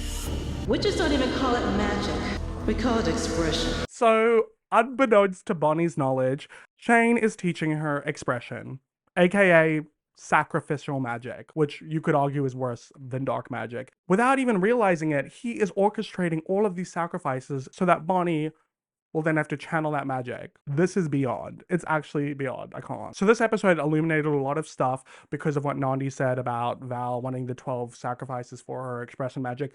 And with Shane having clearly, you know, we can assume orchestrated the human sacrifice and now trying to do the same thing with 12 hybrids, it pretty much stands to reason that he is using Bonnie as the witch to channel that magic. And he said in the previous episode to Damon that in order to break the spell that unlocks the cure for vampirism, they need a Bennett witch. Seeing how it all connects together, and it all goes back to Atticus Shane. And once again, I have to say, this is why you all should have been paying more attention to Bonnie, because your best friend is getting groomed into performing sacrificial magic. Speaking of the devil himself, at Whitmore College, Shane comes into his office to find Haley had broken in there again, and he's like, have you ever heard of texting? And Haley just ignores that and says, Adrian finished breaking the Sire-Bond. You have your 12 hybrids, now where are my parents? Shane says, they're dead. You lied to me? Oh my god, Haley, girl. Her face drops and she's like, you lied to me? And Shane's like, no, I didn't lie to you. I said I'd tell you where to find them. This is so Klaus and Elijah coded when Klaus was like, I'll reunite you with our family. And Elijah believed him, but all Klaus did was dagger him to reunite him with the other Dagon people. Like, language matters, people. Like, technically all Shane said was he would find your parents. You never specified whether they had to be dead or alive. Once again, some more manipulative tactics from Shane. He holds up the inscribed USB and says to Haley, this is everything you ever wanted to know about them, including where they're buried. Haley snatches the USB from him and says, you just picked a fight with a werewolf. You know that, right? Werewolf, woof, woof. And Shane's like, easy, killer, all right? I'm not declaring war here. Just because they're dead doesn't mean you can't see them again. His voice is getting real creepy and Haley's like, what? What are you talking about? And he says, this is far from over, Haley. We are the beginning. We are the beginning. We are the beginning. Now, if you can recall, in episode 1 of this season, Pastor Young, before he blew up the town council, the 12 humans, including himself, said, folks, by now you know the vampires have escaped and it won't be long before they retaliate against us, but fear not, for I have been chosen to lead us in a movement. He was chosen by Shane. He went on and said, hear me, loved ones, soon you'll be free to pass through the gates and we'll reunite in eternity. Friends, we are the beginning. And then he blew them up. Once again, we are the beginning, reuniting at the gates, gates heaven. Clearly, Shane is orchestrating all of this to bring people back from the dead. And that's why he got Haley in on it, and she's gonna follow through with the plan with the hybrids because now she thinks that she can get her parents back alive. Like, this is some messed up-ish. There's a lot going on here. It's very dark. It's very fun.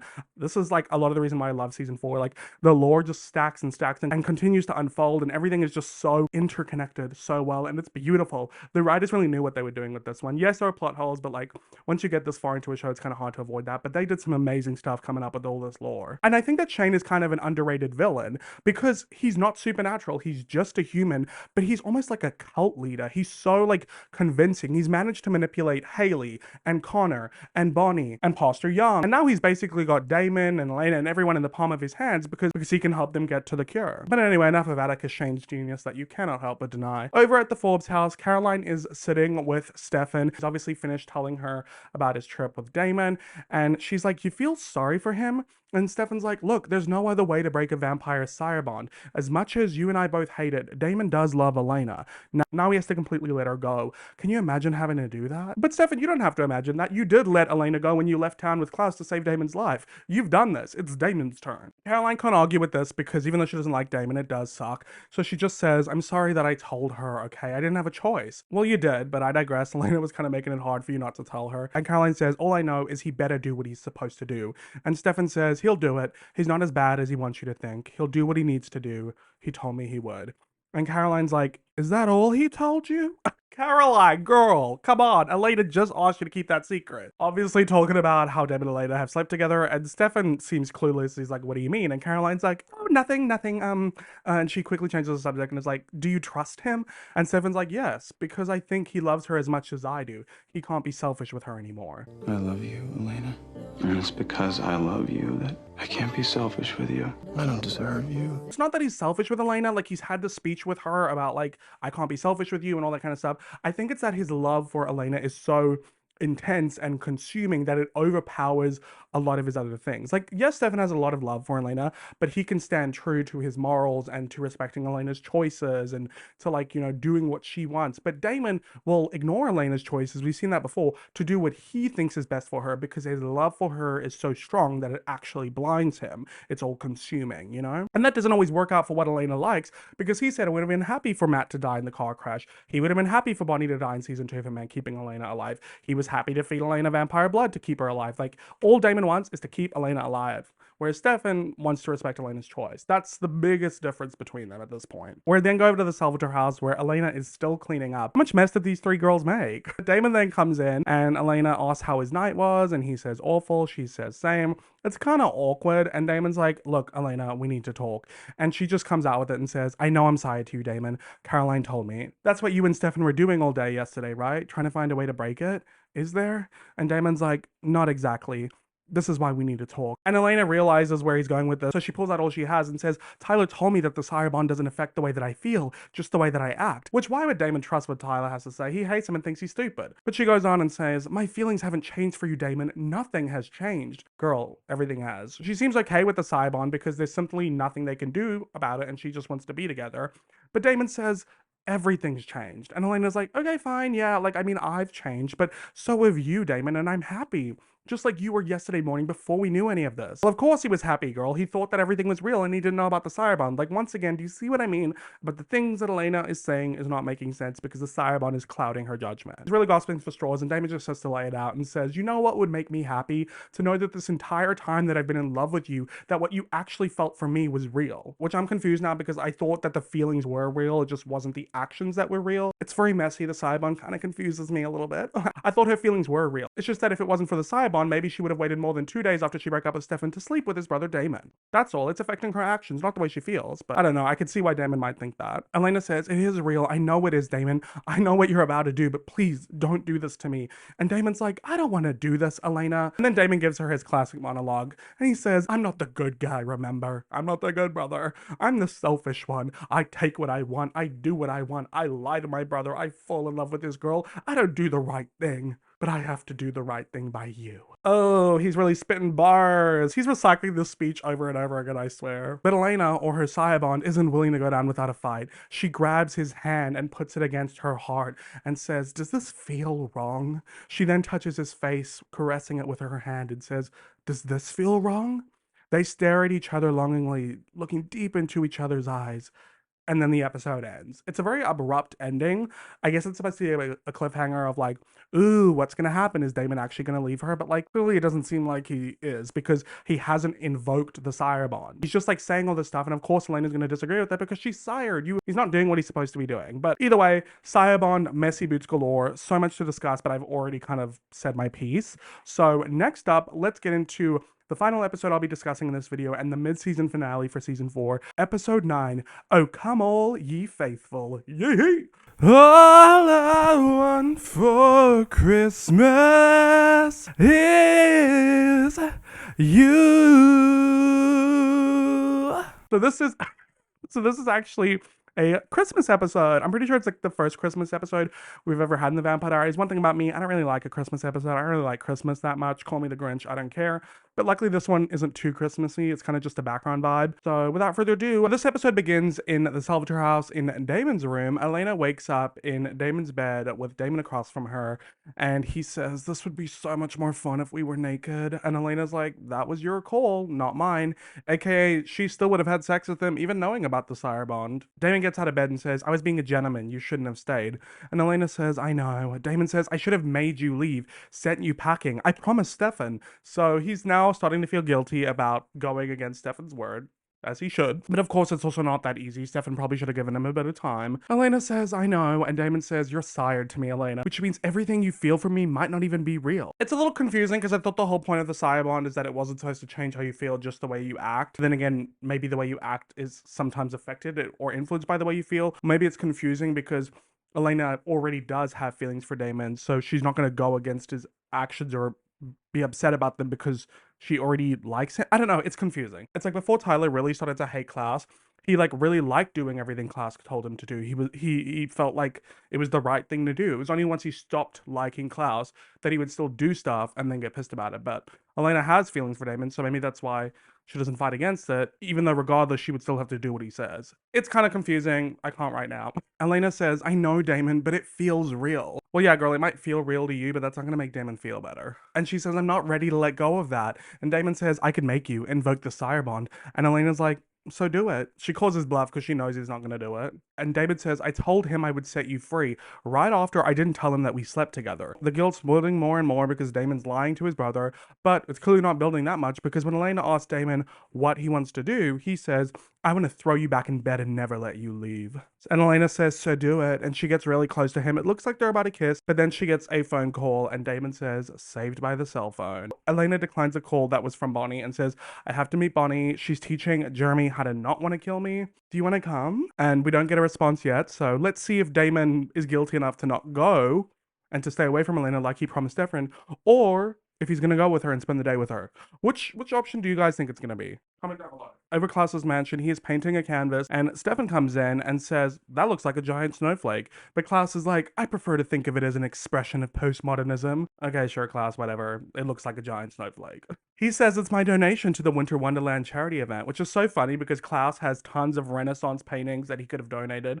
But he's like, nah, I'm gonna paint something and donate it. Also, not to mention he's rich, he could have just donated money. Then Adrian, the recently unsired hybrid, comes in and says, you called, said it was urgent. He's in a pissy mood, and Klaus gestures to his painting and says, yes, take this to the Mystic Grill immediately. And Adrian's like, you want me to be a delivery guy? And Klaus says, what I want is for you to do whatever I say, without the attitude. So Adrian scoffs, picks up the painting and leaves, and Klaus is like, be careful with that, it's still wet. And honestly, Adrian, like, Klaus has probably asked you to do a lot worse. He's just asking you to deliver a painting. Is this really the hill that you want to die on? Let's not forget, Klaus asked Tyler to bite his vampire girlfriend so that she would die from his werewolf venom. Now that's something to complain about. Stefan says to Klaus, Abraham Lincoln freed the slaves, you know, and Klaus says, what is the point of my hybrids being sired to me if I can't maximize on the benefits of free labor? Sure, but also, once again, you're rich, you could hire people, or just compel people to do it. You would think that with Klaus having tried to make hybrids for so long, to have his own family and have his own friends and have his own protectors, he would actually want them to like him. So why not like instill confidence in them and like, you guys are so powerful, you're part of an elite race of supernatural creatures. Like, why not make it this cult that they want to be a part of, you know? I just feel like that would have been a lot smarter. You could easily compel a bunch of humans to do these meaningless tasks, but like have your side hybrids do things that to them are meaningful so they don't go around and retaliate against you like this.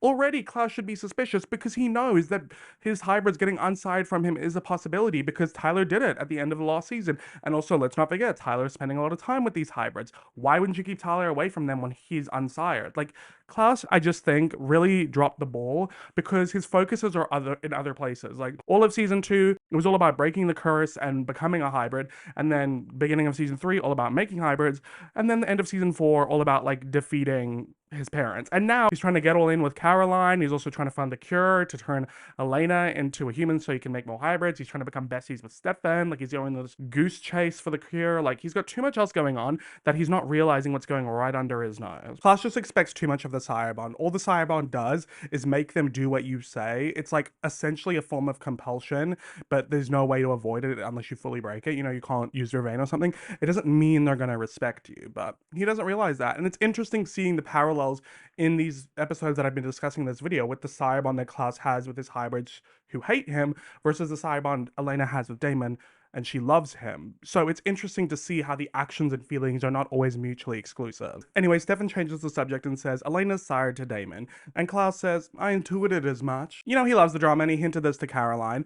And Stefan says, this means I need to find the cure more now than ever, and here you are making postmodern snowflakes. And Klaus says, well, I've delivered. I retrieved the hunter's sword from Italy, which we'll use to decipher the map hidden on the hunter's mark. You're the one who's supposed to deliver the hunter and his mark. Which is true. Klaus has done a lot. Not only did he let Stefan in on this information and, you know, capture Connor and get Jeremy to like draw the tattoos so they have that. That's a really useful resource.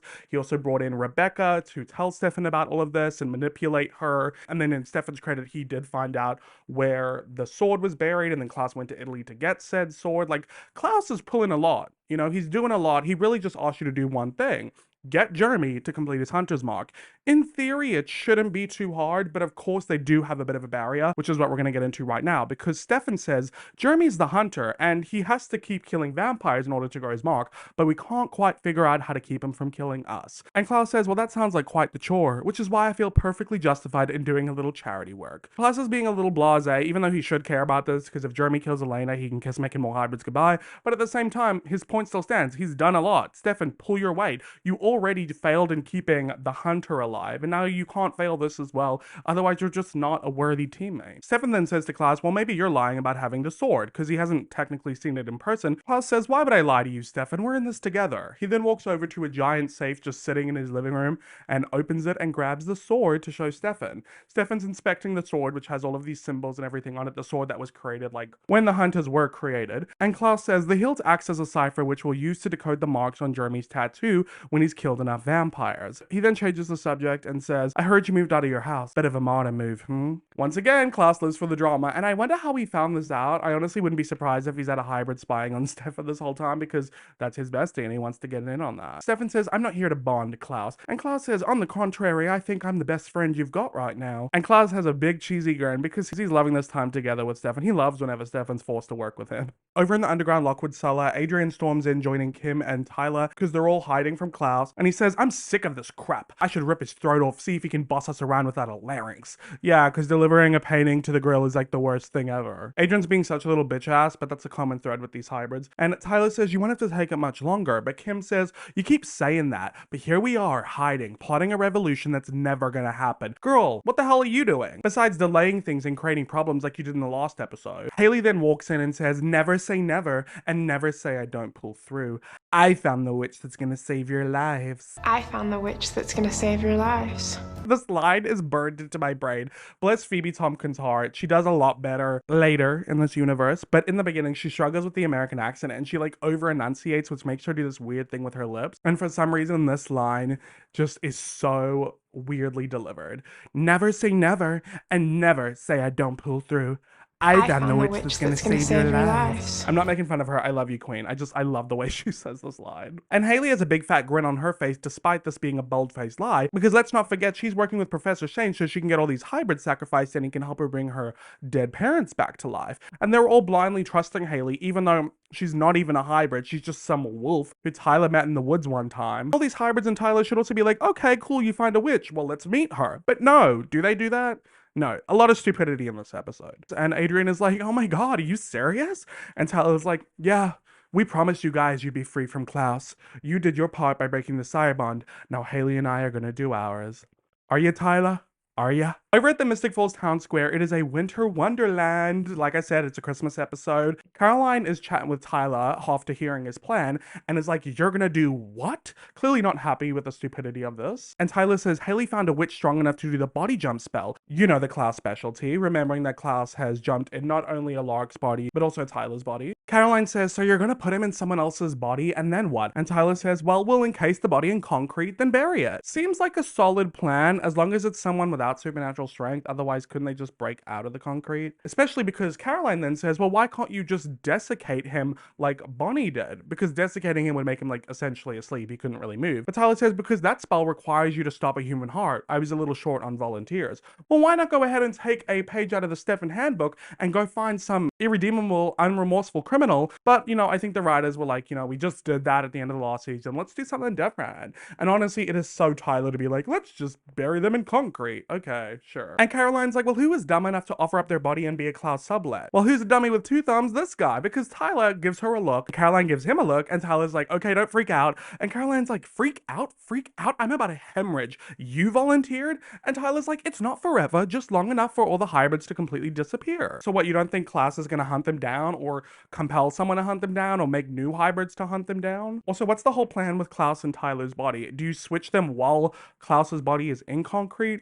Because if you don't, and Klaus is in Tyler's body while he's not in concrete, isn't he just gonna like go fuck up this whole plan? I don't really understand the logistics of this plan, and I don't really think Tyler does either. Not to mention that even if Tyler is somehow able to pull up this plan, Stefan needs Klaus to get the cure for Elena, so Stefan will just free him. I don't get why these hybrids don't all just run right now. They're all already unsired from Klaus, and like he can't catch them all. So just run off into different directions, leave the country. Like the odds of him tracking you all down are pretty low. All in all, it's a pretty flawed plan, and Caroline is not happy about this. She says, I can think of a better way for us to spend the rest of our senior year than with you buried in concrete, Tyler. But Tyler holds Caroline and says, this started with me. This has to end with me. And I need your support. And in a way, I kind of get this. This is a good like storyline for Tyler, like very like full circle with, you know, his life having fully changed when Klaus turned him into his first hybrid. And he thought it was amazing. And then he realized how horrible it was because he was side to Klaus. He didn't have control over himself. And like he bit Caroline and all of his friends kind of like were like, screw you. And then he went through all the pain and effort to break the Sire-Bond. Like it was a whole thing, and he doesn't want other people to have to go through that, and he's helped these people with that. He's the alpha, you know, pack mentality, loyalty, etc., etc. Like I get why he wants to do this, but also just because it started with you doesn't mean that you owe this to all of these people. Like you were not the one who turned them into hybrids. But I digress, because it is what it is. He thinks he's this alpha, even though like that wasn't even his idea. Haley manipulated him into that role. Ugh, it's just so short-sighted, really. We then go over to the Gilbert Lake house, where we haven't been since season 2, so a fun return. This is going to be like a location for quite a while this season. So Jeremy is chopping wood, and he's looking very sexy in a singlet, looking very buff. It's our first time we've really gotten to see how big he's gotten. He's gotten bigger throughout the show, but like, he's been wearing sleeves this season. Now that the arms are exposed, like, they're veiny, they're bulging, the neck's thick. He's super beefed up. Definitely the buffest person on this cast. He's looking good. He ain't little Jer anymore, that's for sure. Like I said, he's chopping wood. Not sure why they let him near an axe or loose wood, because he's holding a piece of wood that looks like a steak, Chekhov steak, and he must hide it because when Bonnie comes over, it's not there anymore. Damon and Elena then pull up in her car, so clearly he agreed to go when he's not letting her go, like he told Stephanie would do. Jeremy looks at them with a murderous look, because remember, he's like hardwired now to kill vampires ever since he like fully triggered the whole hunters thing in episode 7. But Bonnie comes over to Jeremy, calming him down, and he's like, they shouldn't be here. But Bonnie says, they're here to help you. Do you trust me? She held his hand around the axe, and he lets go of the axe, and she takes it away, and he says, yeah, I trust you. So Bonnie sets the axe aside and says, we should go inside. And they turn around, and we see at the front door Professor Atticus Shane. Now, what the hell is he doing here? And Damon asks the same thing, but Elena's like, oh, I invited him. We then cut to Bonnie, Jeremy, and Shane inside the house, and Shane says, we're just about ready to get started, but before we do that, we need her in here, Jeremy. And he points to the threshold where Elena is standing with Damon behind her, and she says, this is your house now, Jeremy. You have to invite me in, because she hasn't been back here since she turned into a vampire. Jeremy's a bit apprehensive, but Shane tells him to go ahead. So after a moment, Jeremy invites Elena in, and Elena smiles. They already think it's working. So naive, because she goes to touch Jeremy's arm and smiles at him, but when she walks ahead of him, Jeremy pulls out that loose piece of wood that he had before. Not sure how they didn't see it sticking out of his pants or in his pocket. Not sure if he shoved it up his ass, because he goes to stake Elena, but she vamp speeds around him and puts him in a chokehold so he can't stake her, and they take the stake away from him, so they're not off to a good start. Over at the Salvatore house, Stefan is looking at some papers, doing kind of research, when he gets a phone call from Caroline saying, I'm sorry, I know I'm late. And we see Caroline walking through the town square Winter Wonderland, and she says, if I'm going to be your friend in your time of need, I'm going to need you to work on your punctuality. I'm in a crisis. Where are you? Which is a fair point, because she's always there for him, and it's about time for him to pull up. And I do like their bestie storyline. It's super cute. Stefan says, I'm at my house. What's wrong? And Caroline's like, well, my boyfriend's trying to be a dumbass martyr. Wait, why are you at your house? Aren't you trying to keep your distance from Elena? And Stefan, who doesn't ask any follow-up questions about Tyler, because let's be real, he could not care less, says, oh, well, Elena isn't here anymore. Damon took Jeremy to the Gilbert Lake house with Bonnie, so I guess it's safe for her to be at her house again. Okay, well, you're making a lot of assumptions, Stefan. You didn't confirm any of this, but I digress. But Alassi goes on saying, by the way, I got Klaus to tell me a little bit more about the Hunter's sword. You know the map in Jeremy's tattoo? Well, the sword decodes it. It's literally the key to finding the cure. Caroline asks Stefan, did Klaus happen to hand over the sword for safekeeping by any chance? And Stefan's like, what do you think? Why? What's wrong? And Caroline's like, well, what? And Caroline's like, we need to get our hands on that sword, like today, because Tyler and his hybrids are taking Klaus out tonight. Which of course is news to Stefan, because he didn't ask Caroline what her crisis was earlier. But they're all on the same page. A little bit of time has passed, and we get a shot of some kids in the town square playing around. Everyone's having a great jolly old time having a snow fight with fake snow. And inside the grill, there's more festivities going on, where we see Matt serving people, so he's still working during the Winter Wonderland. Of course, what else will he do? And we see Caroline looking at Klaus's painting, and then Klaus comes over to her and she says, nice snowflake. And Klaus is like, is my work really that literal? Which, Klaus, I don't really know what you want from people. It is a snowflake. Caroline says, I'm serious. There's something lonely about it. Well, Klaus is a very lonely person. It's like, do you ever see him with anyone, really? Klaus says I'm going to take that as a compliment, because to him it probably is, because he really thinks, like, damn, Caroline, she sees me. He asks if he can offer her champagne, but Caroline says, I can't. Too many adult prying eyes. Don't want to be the high school's cautionary tale at the next town meeting. Girl, that didn't stop you before at the Miss Mystic Falls pageant. But Klaus says, well, good thing the high school part's nearly over then, right? He's happy she's not going to be in high school anymore, because it might be slightly more appropriate for him to hit on her, but also because he wants to travel the world with her. He said that to her before, and in his mind, maybe he thinks it still might come true. But Caroline says, look, if we're going to be nice to each other, then I might need a glass of champagne after all. Klaus smiles and gets closer to her and says, is that our thing? And Caroline's like, we don't have a thing. Which, yes, girl, you very much do have a thing. It's when you pretend not to like him, even though you secretly do, and he takes your meanness as flirting and charm. And to add to that, you're just pretending like you need booze to enjoy his company, and he's he's okay with that. He's happy to crack a little champagne if it means you're going to be nice to him. So Klaus goes to get the champagne and Caroline texts Stefan, he's here, be quick. So clearly Caroline is distracting Klaus yet again, and Klaus still doesn't realize it because he's blinded for his affection for her yet again. So over at Klaus's mansion, Stefan is there and he breaks open the safe where the sword was, but obviously it's not there anymore because why would Klaus leave it there after showing you where it was? Also, what's the point of having the sword in the safe anyway when any supernatural creature could break through it? I think Klaus was just trying to let Stefan think that he had one on him. After some time has passed, Stefan is on the phone with Damon, who's at the lake house, and says, well, he's not walking around with it, check the rest of the house. And Stefan says, I haven't found anything. And Damon's like, well, try the sock drawer. People leave the sketchiest stuff in their sock drawers. He would know, because one thing about Damon, he loves a funky hiding place. Lest we forget, the moonstone in the soap dish and the white oak steak in the pile of wood by the fireplace. Stefan says, I'm gonna need some real ideas, and Damon's like, okay, here's two. Kill Tyler before he gets to Klaus. Since Klaus has suddenly become our MVP in the relay race for the cure, tell him about the hybrids. Small plan, but of course, unlike Damon, Stefan doesn't want Tyler to die. There's then some silence on the phone because Stefan gets distracted because he's found a trunk in Klaus's house and he opens it up and it's filled with a bunch of letters. Specifically, like if you pause, you can tell it's like love letters in various languages that people have read to each other, which is so freaking depressing. It essentially seems like Klaus steals people's love letters and holds on to them to like feel something. Because Stefan's being so silent, Damon on the other end of the phone is like, hello, Stefan? And Stefan changes the subject, inspired by the love letters maybe, and says, look, I know it's a bit of a touchy subject, but do you know where Elena is today? And Damon's like, oh, and he looks nervous but stumbles his way through it and says, oh, I think she's running around trying to figure out a way to deprogram Jeremy, which isn't a total lie. And Stefan's like, well, how did she take it last night? You telling her to stay away from you? And Damon says, not well, which also isn't a total lie. So Damon's kind of trying to dart around it because he feels guilty, but essentially it's a lie by omission. It's a lie by twisting the truth. And Stefan should be more suspicious, but he's trying to be there for his brother, and he asks him, well, how are you doing? And Damon says, peachy, gotta go. Bonnie's enlisted Dr. Evil in her plan, but I've got to thwart him. So Damon hangs up the phone, and Stefan doesn't seem to think much of it. Back inside the Goodwood house, Jeremy is sitting in a chair with his eyes closed, and Professor Shane is tying him to the chair while he's got his metronome going off, so he's clearly trying to hypnotize like he did back in episode 5, very much giving cult. Also, there's a bunch of candles lit everywhere. I'm not really sure why, since there's no spell being performed, but anyway. Shane tells Elena all Jeremy feels when he sees a vampire is a burning desire to kill them, even if he consciously doesn't want to, as in your case, Elena. It's his subconscious that's calling the shot. And Bonnie adds, persuasion helps reverse your conscious thoughts, because she knows how hypnotism works, what with Shane having done it to her. Shane continues explaining, saying, think of it as kind of a conditioned response, right? See vampire, kill vampire. What I'm doing is creating kind of a middle step. It's like a detour where his subconscious learns to recognize you as someone he loves,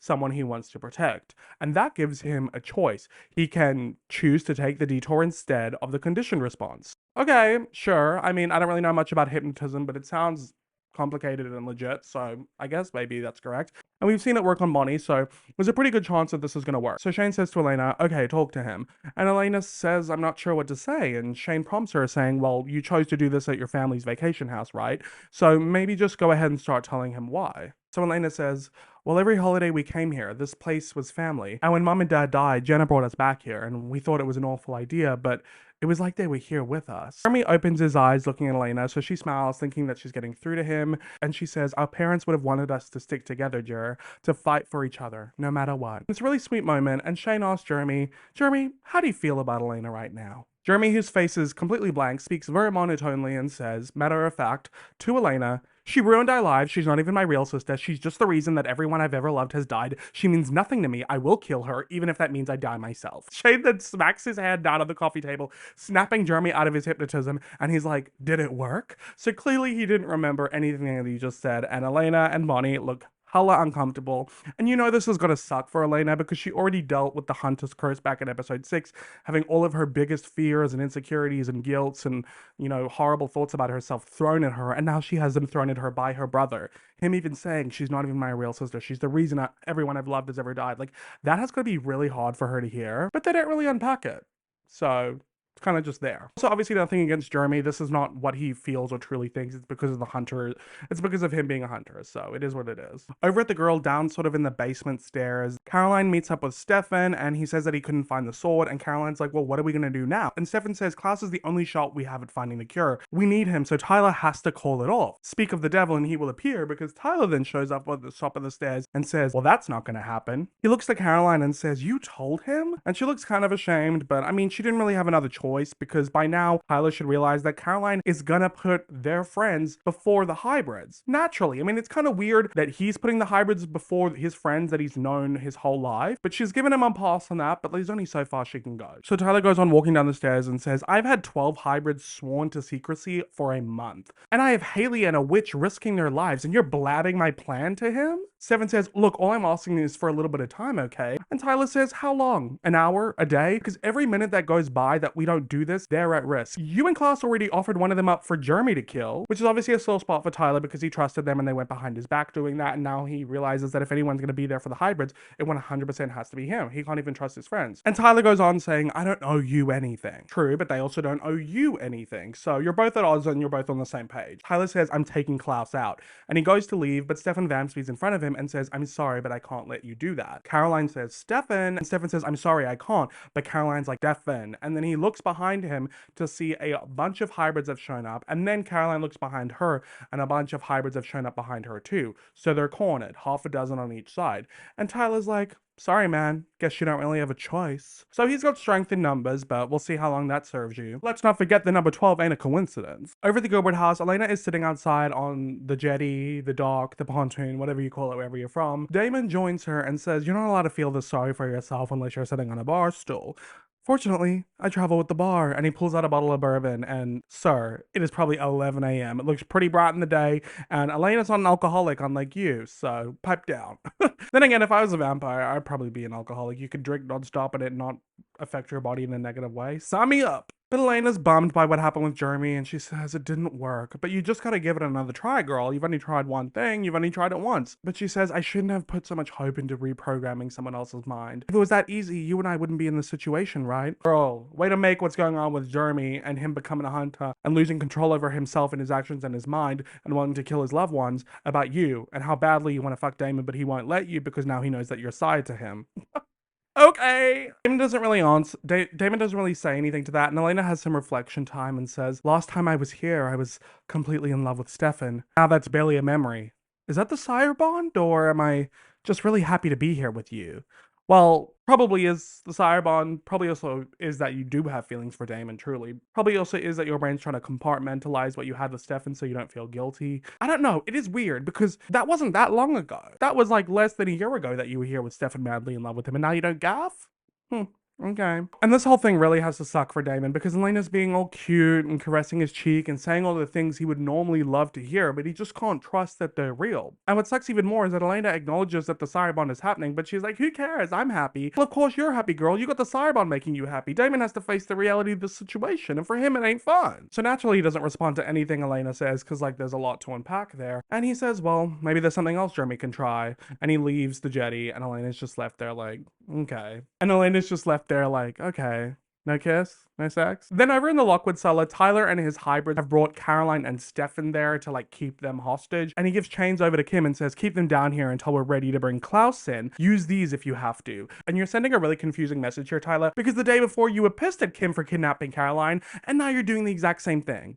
Kidnapping your girlfriend. And Stefan tries to plead to Tyler, saying, come on, Tyler, this is bigger than you. It's about more than revenge for us. Stefan, who of course knows all about how unfulfilling revenge is, when he spent most of the second half of season 3 being obsessed with getting revenge on Klaus, and it made him lose everything that he had, and it made him lose everyone and everything that he had. But Tyler doesn't care and just says, I know what this is about for you, Stefan. It's about the cure. You know what happens to a hybrid when they're cured from being a vampire? We go back to being werewolves, turning on every full moon. We could give a rat's ass about the cure. You guys are just never happy, because you were happy when you became a hybrid because it meant you didn't have to turn every full moon, but then you weren't happy as a hybrid because it meant that you were Side, but now you don't want to be a werewolf, you'd rather be a hybrid. It's like, just shut up and get on with it. Also, who said anyone was going to give the cure to you? Shocker. Tyler and hybrids and co. Besides you guys, no one else is really thinking about what you got going on. You're kind of just an inconvenience. You're like a fly that's come in when you've opened the window for air that you're trying to smack out. Caroline tries pleading to Tyler now, but he's pissed and says, I needed you on my side, Care. That's all I wanted. Okay. Yeah, I get you being upset that your girlfriend wasn't on your side, but your side is going against the best interest of your friends, who, can I remind you, you have known much longer than these random ass hybrids. So can you really blame her? Back at the Gilbert Lake house, Jeremy is looking at some family photos, trying to remember why he loves his sister, I guess.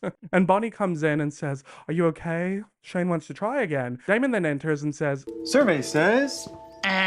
Professor Shane's been dipping into his magical herbs a little too much if he thinks using a vampire to suppress the need to kill another one is going to work on a hunter. Which, yeah, I mean, why would you use a vampire to try and deprogram Jeremy's mind to not want to kill a vampire? Professor Shane, a lot of times you're smart, but this was dumb. But then again, maybe he doesn't know all of the lore, unlike Damon, who knows Jeremy's past. And he says, you just gotta find someone else to attach your warm and fuzzy detour feelings to. Jeremy doesn't say anything, and neither does Bonnie, and Damon's like, gee, I wonder who that could be. Jeremy looks at Bonnie and says, you, I feel that way about you. And Bonnie smiles. Because yeah, obviously, you know, Shane didn't know this, but Damon did, that Jeremy and Bonnie have had a relationship before. They've been in love. And they didn't break up because they weren't in love anymore. They broke up because Jeremy cheated on Bonnie with his ghost lover, Anna. Fair reason to break up. But I'm sure there's still feelings there. Bonnie clearly still cares for Jeremy very much. I mean, she's done a lot for him, even in the time where they have broken up. And she smiles back at him. It's very cutesy. They're giving each other the eyes. And Damon's like, well, this isn't awkward at all. I'll be anywhere else. And he leaves them alone. Shane then joins Elena on the jetty, and she's wrapped herself in a blanket now. She's very much giving girl who's gonna be okay, very much giving autumn girl, very much giving Christian winter, that vibe. And she's got a lot on her mind. She's really horny for Damon. But Shane comes over to her and says, it was good thinking using Bonnie as Jeremy's emotional touchstone. Damon's very intuitive. Elena looks at him like, what do you know about Damon? And Shane says, Bonnie told me about your relationship with him. I don't mean to pry, obviously. Well then, why are you prying? And Elena tries to shut this down by being like, it's complicated, and making a lighthearted joke saying, any ideas how to hypnotize me out of it? And Shane says, you know, in all of my world travels, the one spell I've never found is how to break someone from loving too much. Well, that's not exactly what this is, sir. It's a Sire-Bond, and you're not a witch, need I remind you. But anyway, he says, trust me, I've looked. And that sounded a little poignant, and Elena looks at him and he's like, my wife and son died. I was just trying to figure out a way not to miss them so much. Okay, so now it's pretty clear what his motivations are here, because it was kind of fishy when he said to Haley that they could bring back her dead parents, and now we know that his wife and son died, so sacrificial magic, expression, bringing people back to life. Does it not stand to reason that maybe the reason he's doing all of this is because he wants to bring his wife and son back to life? And at least that's somewhat of a noble reason to commit mass murder. Damon then walks onto the jetty with an axe and says, if your hyper herbs work, we should be singing Kumbaya around the fire by dinner. So tell me now why I'm not killing you? And Elena is like, Damon. But Damon says, I'm serious. Why are you after a vampire cure? But Shane says, I didn't say I was looking for the cure, but I can tell you where to find it. And Damon says, well, Klaus's sword will tell us where to find it. And Shane says, the sword can lead you there, sure, but so can I. And Elena's like, what? And Elena's like, what? How? And Shane says, because I've been there. Okay, new lore unlocked. Shane has been where the cure for vampirism is. We then go back to the Mystic Falls town square where Carol is walking with April and she says, instruct the guests to drop their donations at the gift tree at the grill. April, who's wearing a sash and a tiara as the new Miss Mystic, says, yes ma'am, and she gets on with her duties, grabbing the guest list, and Carol excuses herself to go over to Tyler, who she sees walking towards her, and grabs 2 glasses of champagne from a waiter and says, quick, a toast before anyone can judge us. Love her being a mayor and encouraging underage drinking. She notices something's up with Tyler though and asks what's wrong, so we cut ahead in time. Obviously Tyler has told Carol all about his plan and she's in shock, not only because his plan's insane, but because he's her son and also probably because she doesn't know that much about the supernatural world. So she's speechless and Tyler says, please say something, and she says, but you'll miss graduation, which I guess is a ridiculous thing to worry about. Which yeah, in the grand scheme of things it is, but Tyler says, I'm their alpha. They're looking to me to help them. And Carol says, you do what you need to do, Tyler. And he looks surprised that she's not freaking out, and she says, don't look so shocked. I'm trying to channel your father. Which if I was Tyler, I'd be pissed by, because his father was notoriously an asshole to him and was literally abusive. He would smack him around in public. So Carol says, he'd be proud of you, you know. You're a leader of the people, just like he was. Well, it's a little bit different because he became leader as the mayor of the town through nepotism. Tyler became leader as an alpha through proving his actions and caring about his people. Sure, through the manipulation of Haley, but the point still stands. I digress. Tyler thanks Carol. He gives her a hug. It's a very sweet moment. Okay. Over at the Gilbert Lake house, Shane then uncovers a rock, the same one that he showed at his exhibit, and Damon says it's a rock, and Shane says not just any rock. And Damon's like, oh, so is this about that silly little wives' tale you told at the occult exhibit? And Shane gives the same spiel he gave at said exhibit and says, all right, long story short, once upon a time there was a witch named Silas who loved a girl and wanted to be with her forever. So he and his best friend, another witch, made an immortality spell. And then Silas's best friend witch got jealous and killed Silas's girl before he had a chance to make her immortal. While cursed to an eternity without his one true love, Silas finds a way to reverse the immortality spell, and then before he has a chance to take it, his former friend buries him underground, leaving him and the cure to rot. And Elena says, so it's a cure for immortality? And Shane says human blood is the life source for an immortal. No more immortality means no more need to feed on blood. And that makes a lot of sense, because when Esther, the original witch, turned her children into vampires, her intention was not to turn them into vampires. Of course, I didn't even know what vampires were back then because she accidentally created vampires. It was just a protection spell to make her children immortal, and as a way for them to live, they had to feed on blood. Blood gave them life, and it was blood that would continue to keep them alive. But Silas is not a vampire. He's a witch who just happened to be the first immortal being who happens to need to feed on blood to survive. So he's different to her originals. It doesn't quite make sense now, but once we get to a certain place, we'll be able to dive into it a little bit more. But yeah, Silas is the first immortal. And Shane says, if you dig up Silas, you've got your cure. So there's a lot of lore being built here, because in order for them to find the cure, they have to find Silas, and it all kind of connects together. We're going to save a lot of this for the next chapter, okay? Back in the old Lockwood cellars, Caroline says, this is ridiculous, we're not hostages. And Kim says, sure you are, sweetie. So Caroline vamp speeds up to her, trying to intimidate her, but then they all get distracted when Stefan gets a phone call. The hybrids are like looking ready to pounce, but Stefan's like, relax, it's my brother. First of all, why are they letting Caroline and Stefan have their phones? Second of all, once Stefan says it's my brother, they just let him onto the phone? Like some kind of kidnappers you guys are. Damon tells Stefan, don't ask how or why or who, but I found the answer to your little Tyler problem. And Stefan's like, you're kidding. He gets off the phone and he says to Caroline and the hybrids, we don't need the sword. So obviously they have no reason to hold him hostage anymore, because they have no reason to try and keep Klaus alive. So problem solved on that. Now can we all be on the same team? Well, let's see. Back at the Gilbert house, Shane is pointing out different symbols on the drawings of the hunter's mark that Jeremy had drawn of Connor's tattoo. He says to Damon and Elena, this is the mark of the Brotherhood of the Five, and up the arm you have the murder of a girl by a witch. The symbols in the vines are the map, which obviously you no longer need. However, when this mark is complete, it will contain the spell you need to dig up Silas. So the hunter's mark, which we now have as Jeremy's tattoo, is not only the map to finding the cure, and the sword decodes the map, and even though they don't need that anymore because Shane already knows where the cure is, so they just need him, they do need the mark to be complete in order for the spell to be there that Bonnie can perform to release Silas and the cure. Very convoluted. It'll make a lot more sense once we get to a certain point in the show. And sure, maybe this makes things easier because Shane knows where the cure is, so they don't have to work with Klaus anymore, but it wouldn't kill them. It wouldn't hurt them to have both options. Obviously, they don't know the true extent of how devious and manipulative Shane is, but if I was them, I would still want to get that sword. I would still want to have Jeremy complete the map so that they can decode it with the sword. But alas, Damon says, where did you say he was buried? Oh, I forgot, you didn't. And Shane says, you already threatened to kill me like, what, 3 times already this week? My knowledge of the location of where the cure is how I'm going to survive your bad mood. Which is smart, of course. Shane really knows how to stay alive. Elena asks a question that they should be asking, says, what's in it for you? If not the cure, then what? And Shane says, I'm in it for Silas, alright? Up until this point, he's only been a myth. And Damon's like, so write a thesis. But Shane says, would you rather be the guy who writes about Noah's Ark or the one who sails it down the Hudson River? AKA, he doesn't want to be a part of history, he wants to create history. He's painting it out like he wants this notoriety, which they believe because he's this crazed professor who's obsessed with the occult. But what's buried beneath it that we can deduce from all the sacrifices and all the organizing and everything he said to Haley,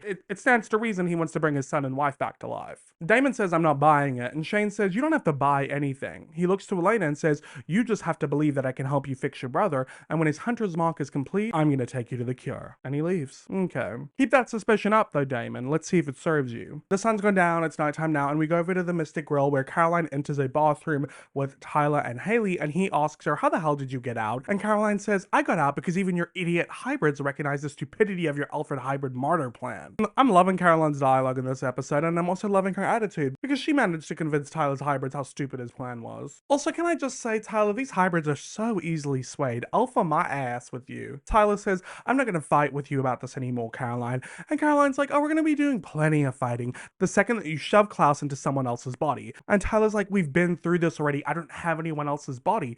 And Caroline's like, yeah, well, I do. And Haley's like, what? because she doesn't want anyone interfering with her plan.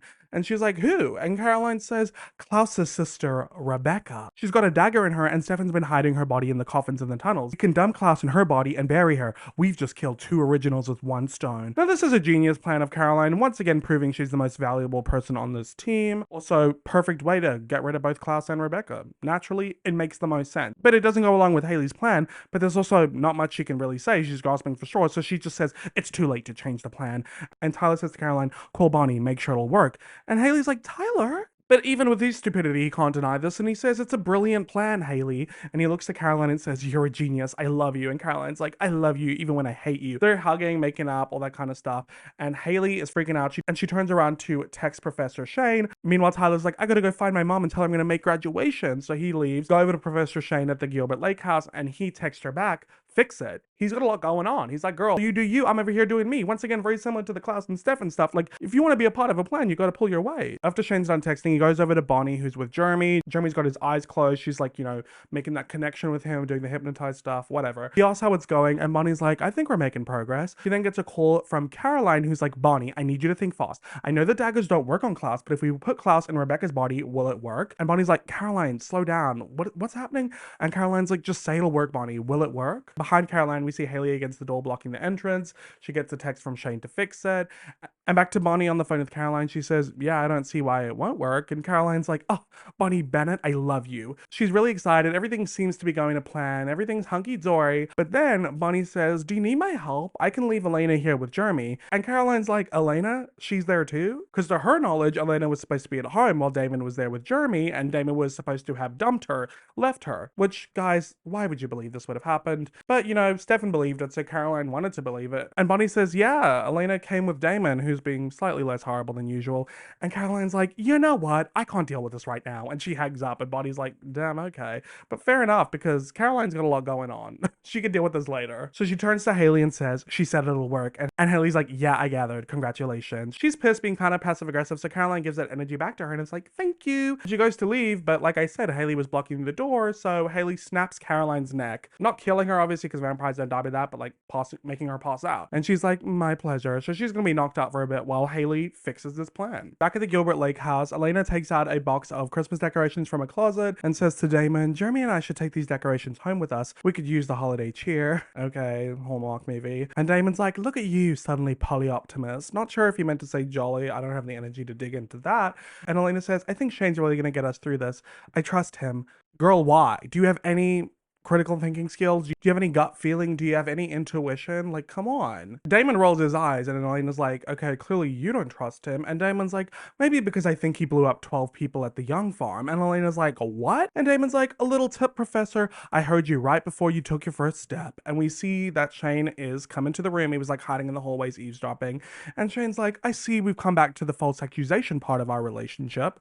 Well, not proven false yet. It's just an accusation at this point. Elena asks Shane what Damon's talking about, and Shane says, Damon discovered that I was in contact with Pastor Young prior to the explosion at the Young farm. The pastor was severely depressed. He had lost his wife to cancer, and he sought me out for a little supernatural assistance. Interesting he came to Shane instead of the church, but I guess God wasn't bringing his wife back to life. And interesting he came to Shane for supernatural assistance when Shane is not supernatural. Also interesting that he had a dead loved one, much like Haley, and now much like Shane. That's 3 people with dead loved ones that they want to bring back to life. You know what they say, once is random, twice is a coincidence, and 3 is a pattern. So it looks like Shane did to Pastor Young what he's doing to Haley now, which is to orchestrate a mass murder of 12 individuals in order for the promise of bringing a loved one back to life. So he clearly manipulated Pastor Young and exploited his grief. But all he says to them is, I tried to help him, but he was just too far gone. I just never would have expected he would take 11 innocents with him. And at this point, 11. Okay, Damon, you should be connecting the dots. What's 11 plus the person who blew them up? 12. What did you learn when you went into New Orleans? That when you killed those 12 humans back in 1942, because the witch Val told you to, it wasn't so that she would break the Sire-Bond, it was so that she could access magic called expression, sacrificial magic. Why would you not connect the dots? Just use your brain. And also, you guys just need to communicate a little bit more because Damon was told that that sacrificial magic of 12 was called expression.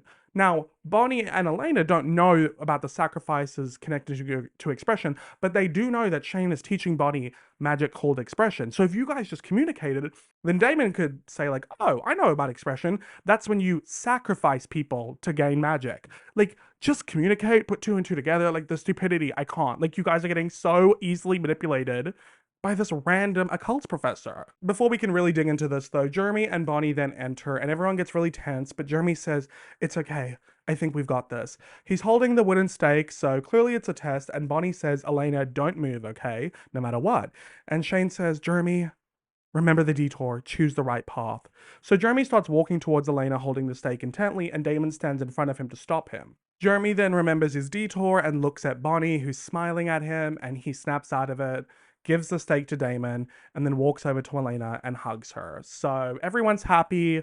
This is great. Jeremy doesn't want to kill his sister anymore because of his detour being looking at Bonnie because he has feelings for her and it snaps him out of this, kill mode. Okay, cool.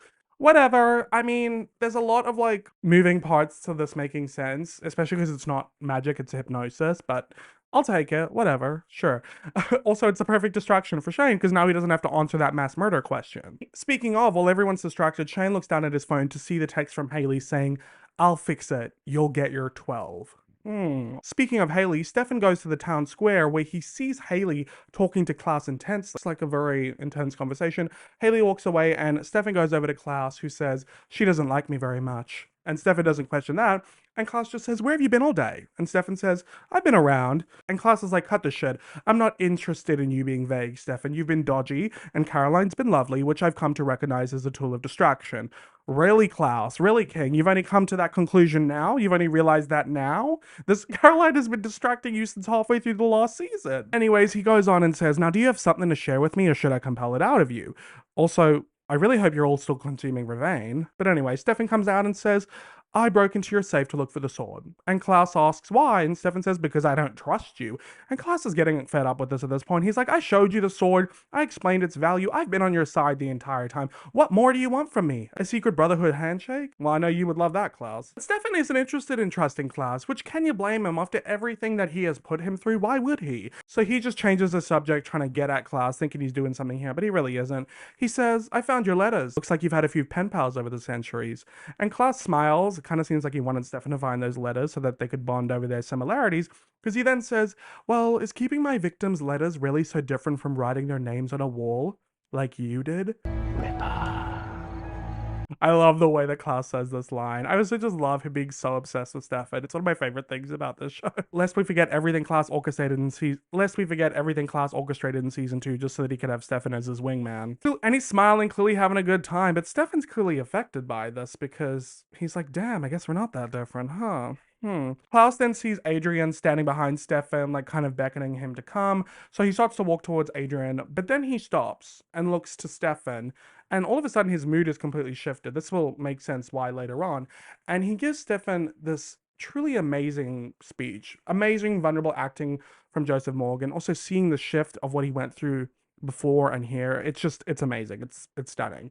So he says, Loneliness, Stefan. that's why you and I memorialize our dead. There's the briefest moments before we kill, where we literally hold their life in our hands, and then we rip it away, and we're left with nothing.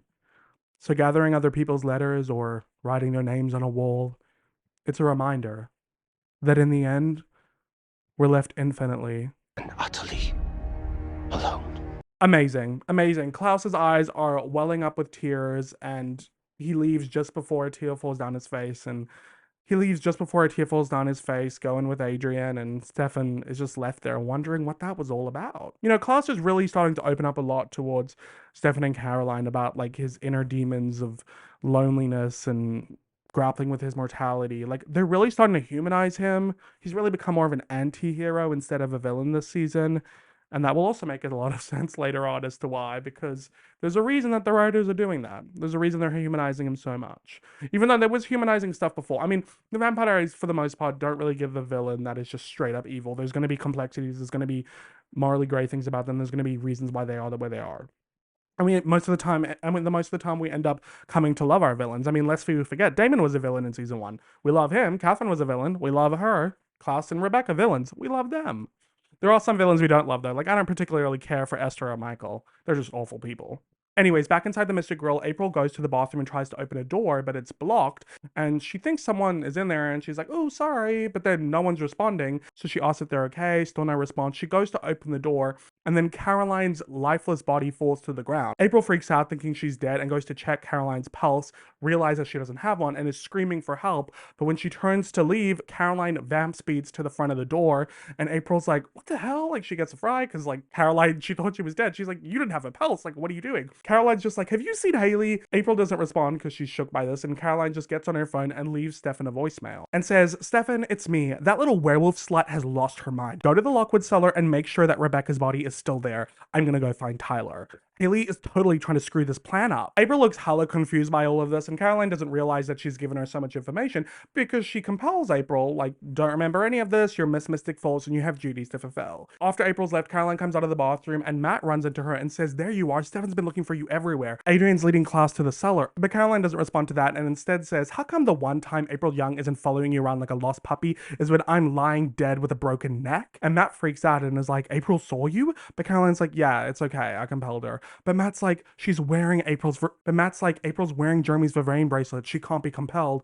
And Caroline's like, oh shit, because she's revealed so much information to her, even unbeknownst. I don't think Caroline realizes that April and Rebecca kind of became friends, and April's been asking everyone where Rebecca's been for a while, and now she knows where she is, so it stands to reason she's gonna go find her. Also, you can't blame Caroline for this. Her and a bunch of other people have been compelling April left, right, and center. How could she have known Jeremy gave her his Vivian bracelet? And honestly, he shouldn't have done that. One thing about April, she's always in the wrong place at the wrong time, so you should be able to compel her. So back in the town square, Tyler's on his phone leaving a voicemail to Carol saying, hey mom, I don't see you anywhere. Things have changed. It's gonna be fine. I'll be back later. I'll pick you up. And then he hangs up and sees Haley walking over towards him and says, what are you doing here? You're supposed to be taking the witch to the cellar. And Haley's like, there is no witch, Tyler. And he's like, oh, what do you mean? And she's like, I made that up. Duh.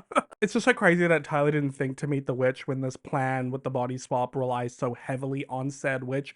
Truly idiotic that he blindly trusted Haley this way. Also didn't run it by Bonnie. Like, it just very dumb, but we've come to expect that from Tyler, of course. And why wouldn't he trust Haley at this point? He's been blindly following everything she said to do since she's come into town. Over in the woods, the hybrids are all waiting around, and Kim's like, where the hell is the goddamn witch? Why would you go there before the witch is there? Also, why would you send Adrian to get Klaus before the witch is there? Adrian then shows up with a whoosh, and it's like, Kim? He seems scared, and then he gets his heart ripped out of him from behind, and Kim screams, no, because they were dating, question mark? I don't know. But Adrian is now dead. Congratulations, you survived 2 episodes, which is 2 episodes longer than the other fallen hybrids. Chris, I don't even remember the other two. Dean, I think. Nate. Chris, Dean, Nate. That's amazing that I remember their names, honestly. Also, why did you guys need to be here? You're already unsired. Just let the witch and Tyler and Haley handle Klaus. Stupid. Adrian's body falls to the ground to reveal Klaus is standing behind him. He's holding the hunter's sword and he charges towards Kim, slicing her up down the side of her body. So clearly we can deduce when Haley was talking to Klaus,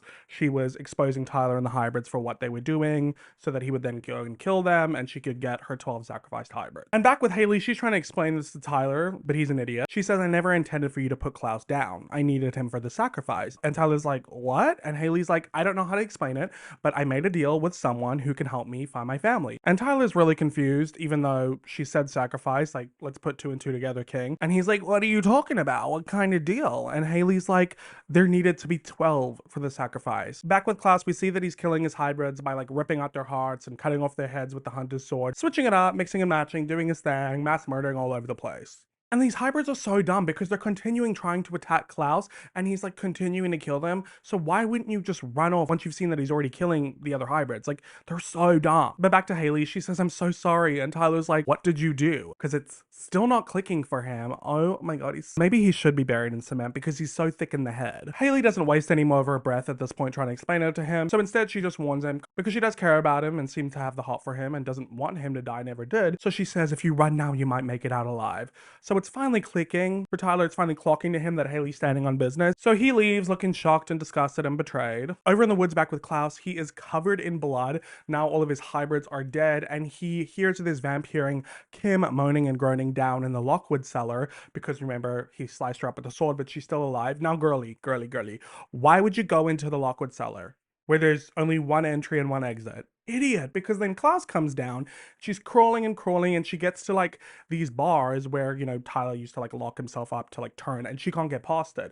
So Klaus points the sword to her and says, "Where is Tyler Lockwood?" She doesn't say anything, and he says, "You'd do well to answer me, love." She still doesn't say anything, so Klaus vamp speeds over to her, pitting her against the bars. Where is he? So Kim says, "I don't know," and Klaus says, "Wrong answer," and he decapitates her with the hunter's sword. So that was the final hybrid to be killed, and Kim is now dead. Honestly, good riddance, not gonna miss her, but congrats to her for being the longest living hybrid besides Tyler, because she lasted 3 episodes. 4 technically. She made a cameo in episode 6, so congrats to her, but she was insanely insufferable. And during this mass murder that Klaus performs, we have a slightly rock version of "Oh Holy Night" playing. The stars are brightly shining. I really like the juxtaposition of this jolly Christmas music set against the backdrop of Klaus murdering all of his hybrids in ruthless and violent ways. And this also prompts why Klaus made the speech to Stefan before, because the whole point of him having hybrids, making them, was yes, to protect him, but also in a way to have some messed up form of like family or friends or just people there for you. And he's pretty bummed that they all got on side from him and he's alone yet again.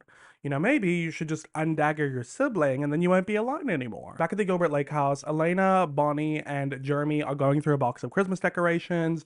Even though we don't see them put up the tree, I don't know why we couldn't have gotten a scene with that. We're getting a lot of boxes of a lot of crusty, dusty Christmas decorations. But anyway, she pulls out a mistletoe and is like, "Oh my God, you remember this? Jenna used to use this to get Logan Fell to kiss her." Love a Jenna mention, hate a Logan mention. They're all laughing, having fun, and she looks over at Damon, who's sitting by himself out on the balcony or the deck, and she like smiles at him and tries to wave him over, but he smiles back and doesn't come to her. So she goes out to him, holding out the mistletoe, and says, "All the drama and you're missing the actual fun part." And Damon's like, "Elena, I can't." She puts down the mistletoe and says, "Damon, you can't keep telling me this isn't real. I know how I feel and that you feel it too. So stop fighting it. Girl, you don't totally know. That's the whole point of the Sire-Bond." I can't. Damon's not feeling good about this. The moment's tainted, so he changes the subject again for Elena to focus on her brother, the reason they're all there, and says, "It's good to see you like that, all normal with your brother. I want that again for you." Obviously talking about being human. He says, "Christmas was always mine and Stefan's favorite holiday when we were kids. Not that I've celebrated it since." Which, yeah, I guess maybe it would be weird to celebrate as a vampire. But Damon says, "I kind of miss that." And Elena's like, "You're thinking about how upset he's gonna be when he finds out you and I are together." "Well, yeah, girl, aren't you? Do you not care at all about Stefan's feelings?" And Damon's like, "I've been lying to him all day." And Elena's like, "No, you were helping me with Jeremy." Well, he was still lying. And Damon says, "The point is not what I was doing. The point is I'm here with you. I was supposed to invoke the Sire-Bond, Elena, send you away. I was supposed to do the right thing by my brother, which is what I'm gonna do right now." Elena realizes what he's doing, and finally Damon's coming to his senses and sticking to his guns, and he says, "You're gonna go home, Elena." And Elena's like, "What? No!" It's crazy that she's shocked by this, because girl, if you look at the context clues, he's been miserable all day. The Sire-Bond maybe doesn't help her realize that, and maybe that was enough for Damon to realize, like, this isn't really Elena in her full Elena headspace. So he goes on and tells her, "I'm gonna stay here with Jeremy. I'm gonna help him complete the mark. I'll teach him how to hunt. I'll protect him, and we'll kill vampires without you." Damon, please. I'm setting you free, Elena.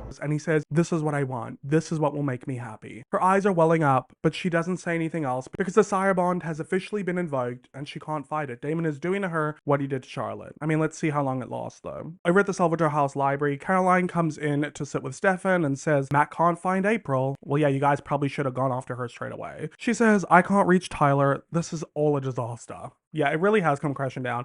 And Stefan doesn't say anything, just keeps staring into the fire. And Caroline's like, "Is this you in crisis mode? Because it's a lot more stealth than mine." And Stefan says, "I thought I'd be happier seeing Klaus led to the slaughter, but for some reason, I can't help but feel kind of guilty." Because they, at this point, all think that Klaus is going to be, like, trapped and they're not going to see him again. So they're reckoning with that. And Caroline's like, "Yeah, you and me both. All day, I've been trying to remind myself of all the horrible things that he's done." And this tracks that the two of them have complicated feelings about this because the two of them are the closest to Klaus. And Klaus has opened up to them recently, being vulnerable. They're realizing that there are some real, relatable, vulnerable parts to Klaus. And they're reckoning with the fact that he might not be as bad as they think. Of course, now Klaus has gone ahead and ruined all of that because he just mass murdered 12 hybrids and he does something else that's kind of crazy towards the end of the episode that's kind of irredeemable for them, but Let's keep going. Stefan says, see, that's the thing. We've all done horrible things. And I'm sitting here trying to figure out what makes us better than him. Well, nothing really. I mean, Stefan, you've also killed tons of people. And when you've been in a rep binge and when you've had your humanity off. Also, don't put Caroline in that boat. She's killed one innocent person that none of you knew. So she is better than both of you. But you're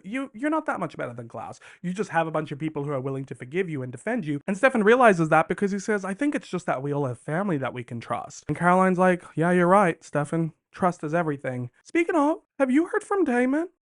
She's just slipping that in. I mean, now that everything's settled for today, we gotta get back to the matter at hand. Stefan says Damon's still with Jeremy at the lake house. And Caroline's like, did he happen to mention where Elena was? And Stefan's like, wait, why are you asking me this? Why do you think, King? She's clearly steering you in a direction. And unlike Tyler, he's not a total idiot, so Stefan gets there on his own and says, they're together, aren't they? Caroline doesn't say anything but gives him a look, and Stefan says, how together are they? She still doesn't want to say anything. She's looking down, uncomfortable. Stefan says, Caroline, tell me how together they are. She looks down, really uncomfortable, like she's doing a lot of face acting. Now, Caroline may not be speaking, she may not be revealing Elena's secret, but she is doing it with her face. She's leaning Stefan in that direction, which is kind of a loophole around it. And also, whatever, he deserves to know. I mean, they should have told him by now. So Stefan completely breaks down, realizing that Elena and Damon have slept together. And then the song Oblivion by Bastille starts playing, you know, the one that's like, are you going to age with grace? Are you going to leave without disgrace? 'Cause all that leaves in rain is calling out your name. We go back to the Gilbert house where Elena and Bonnie are leaving. So Jeremy takes Bonnie to the car and he thanks her for everything. She hugs him. It's really sweet. Although I'm not entirely wanting to go down the Burmy road again, but whatever. Bonnie gets in the car and Elena waves at Jeremy goodbye. You gotta hope that after everything they hugged inside, because it seems like a very mild goodbye. But anyway, he goes back inside to the lake house and Elena is standing on the other side of the car saying goodbye to Damon. And she says, I was ready to fight you on this, but suddenly every part of my body is telling me that I need to get in this car and leave you. Well, yeah, girl. That's the Sire-Bond. Do you believe it now that it has some sort of effect and control over you? And Damon says, so do it.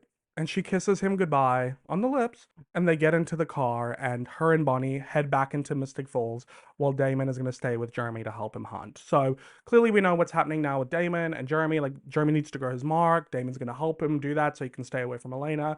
It's unclear, like it doesn't totally seem like they've broken up, but like just taking a break, I guess, until they can figure out this whole Sire-Bond thing, which is a wise choice. I don't think they need to fully break up. Meanwhile, when we leave Bonnie off, we know she's going down this dark path with Professor Shane, with the expression magic, and she doesn't realize that she's channeling sacrificial magic, so she's got a lot of shock coming her way. Back at the Salvatore house, Stefan is devastated after learning this information about Damon and Elena. He throws a vampire tantrum, throwing stuff around, and Caroline is just sitting there looking really sad for her new best friend, Stefan. They've grown really close, and yes, she technically might have betrayed Elena. We'll have to see how she reacts to that. Like, so this whole information is going to have to come out in the next episode about like Stefan revealing to Elena and Damon that he knows they slept together, and Elena realizing that Caroline betrayed her trust and her secret. So that's going to come out messy. That's where we leave them. Back in the woods though, we go to Tyler, and he has arrived to finally see all of his dead hybrid friends. So he's not having a good day, and Klaus just left all of their bodies there to send a message, and maybe now for Tyler to clean up. Tyler goes down in the Lockwood cellar to see Kim, and he sighs, realizing that that was the last one of his hybrid friends, and now they're all officially dead. He's angry, he's pissed. Can you blame him? He really could be not going through it more. Like, he felt so much responsibility and so much care for these hybrids, and now they're all gone. 12, plus the previous 3 that have died, so that's 15. It's gotta suck to be him, not only betrayed by Haley, but losing all of his hybrid friends. So Tyler leaves, but we do see that Kim's body is next to a coffin. We can assume that's Rebecca's coffin, given what everyone said. And the camera pans, and we see April hiding behind a wall. She looks terrified. So we can only assume that after hearing what Caroline said about Rebecca's body being in the old Lockwood tunnels, she went there and then hid when she heard all the commotion of Klaus killing his hybrid. So she heard all of that. That's gotta be crazy. She's not coming to terms with the supernatural world, and she's wearing her vein, so she can't be compelled. I mean, I guess you could easily take it off, and then she could, but I think this is them sending the clear message that they're done compelling April, which is good because her brain is being fried and she was just becoming a useless character. She then goes over to the coffin and opens it to see Rebecca's gray and veiny body, and she's shocked by this. because once again, she doesn't know much about the supernatural world. She doesn't do anything, but we can only assume that she's going to pull the dagger out of Rebecca because that's her bestie, and Rebecca said she would help her figure out what happened to her dad. So now we know that Rebecca will be back in the next episode, essentially, and she is going to wreak havoc. She's going to be pissed about Klaus and Stefan manipulating her and daggering her, and she is going to want to get caught up on everything that's gone on while she's been away. And I'm excited about that. I miss Rebecca. She really stirs shit up. She makes things fun. She brings out a really bitchy side to Elena, and I love whenever these two are fighting, so I'm excited for that. Our last scene for this episode and this chapter and this mid-season finale, however, is with Carol Lockwood, of all people. So she is in the town square. Everyone is gone. It's super late at night. She's got a glass of champagne, and she's leaving Tyler a voicemail saying, "Tyler, honey, you're supposed to be my sober cab. I think I drank half the party." She then hangs up and sits on the edge of a fountain when she sees Klaus walking towards her, covered in blood, holding a half-drunken bottle of champagne, so she knows this isn't good. And Klaus says, "Good evening, Carol. You're looking for Tyler? I'd like a little word with him myself." And Carol says, "Klaus, please don't hurt him. He's my son. He's all I have." And Klaus says, "And he's all you have." And Carol's face drops, realizing where this is going. And Klaus says, "There's a beautiful symmetry to that, don't you think?" And he grabs Carol by the neck, shoves her head into the fountain, and drowns her until she dies. And he walks away, leaving her body there with a song, "Have yourself a merry little Christmas," plays. And that's the end of the episode. R.I.P. Carol Lockwood. Honestly, we can't be surprised by this. Tyler betrayed Klaus, and what's Klaus's MO when someone betrays him? To kill their family. And Carol's kind of the only family that Tyler had left after Mason was killed and his dad was killed, so he's now officially an orphan. He joins the orphan club that Elena and Jeremy are in, so welcome to the orphan club. So, that's so dark. Also, this is going to have a lot of implications for the town because Carol is, of course, the mayor, so they're going to have a new mayor. That's going to be a big deal. Also, RIP to Carol in general. Like, respect to the actress, because this character was in the show from the very beginning. It's also been a while since we've had a parental death, so it feels very poignant. And this episode had a lot of deaths, 12 hybrids in Carol. Very impactful. It was a very fun mid-season finale, and I really did love the juxtaposition of all the Christmas songs to all of the murders, because I don't care that much for Christmas episodes, but they made it fun in this one. Also, very excited for the next chapter where we're gonna have to like get into all this mess of like Stefan now finding out truly about Elena and Damon, and we're gonna have to unpack the Sire-Bond, and Jeremy is going full down that hunter mark. Bonnie will find out about expression magic and sacrificial magic. Hopefully they will figure out what's going on with Shane. We'll have to see the aftermath of the Tyler Klaus situation. And of course, how can we forget Rebecca coming back to the living? I'm really excited for it, but that is the end of the Sire-Bond chapter of Season 4 of the Vampire Diaries. If you guys enjoyed this video, please give it a thumbs up and comment down below your thoughts. I would love to hear what you have to say. This was a really fun chapter, a really, really great episode. Even though I'm not the biggest fan of the whole Sire-Bond between Elena and Damon, I thoroughly enjoyed these episodes. If you guys have not already, please make sure that you subscribe and turn on the post notifications bell so that you don't miss my next Vampire Diaries video. And of course, in the times in between I make these videos, because they do take so long to make, which is why I would appreciate a like, share, and a follow, you can check out my Patreon, where I post a companion series where I actually do scene breakdowns and storyline breakdowns where we watch the show together and focus on specific characters and all of that. I'll link it down below. I'll link my Patreon down below for you guys to check out. There's tons of videos already on there on the first 3 seasons, and I will now be officially starting Season 4 videos over there, so exciting stuff to come. But yeah, thank you so much for just watching this series, being here, enjoying it. I have a lot of fun making these. It's one of my longest standing series on my channel, and I appreciate the support. So thank you all so much, and I will catch you in my next video. And as always, I hope that you have a great day or night wherever you're in the world. Bye!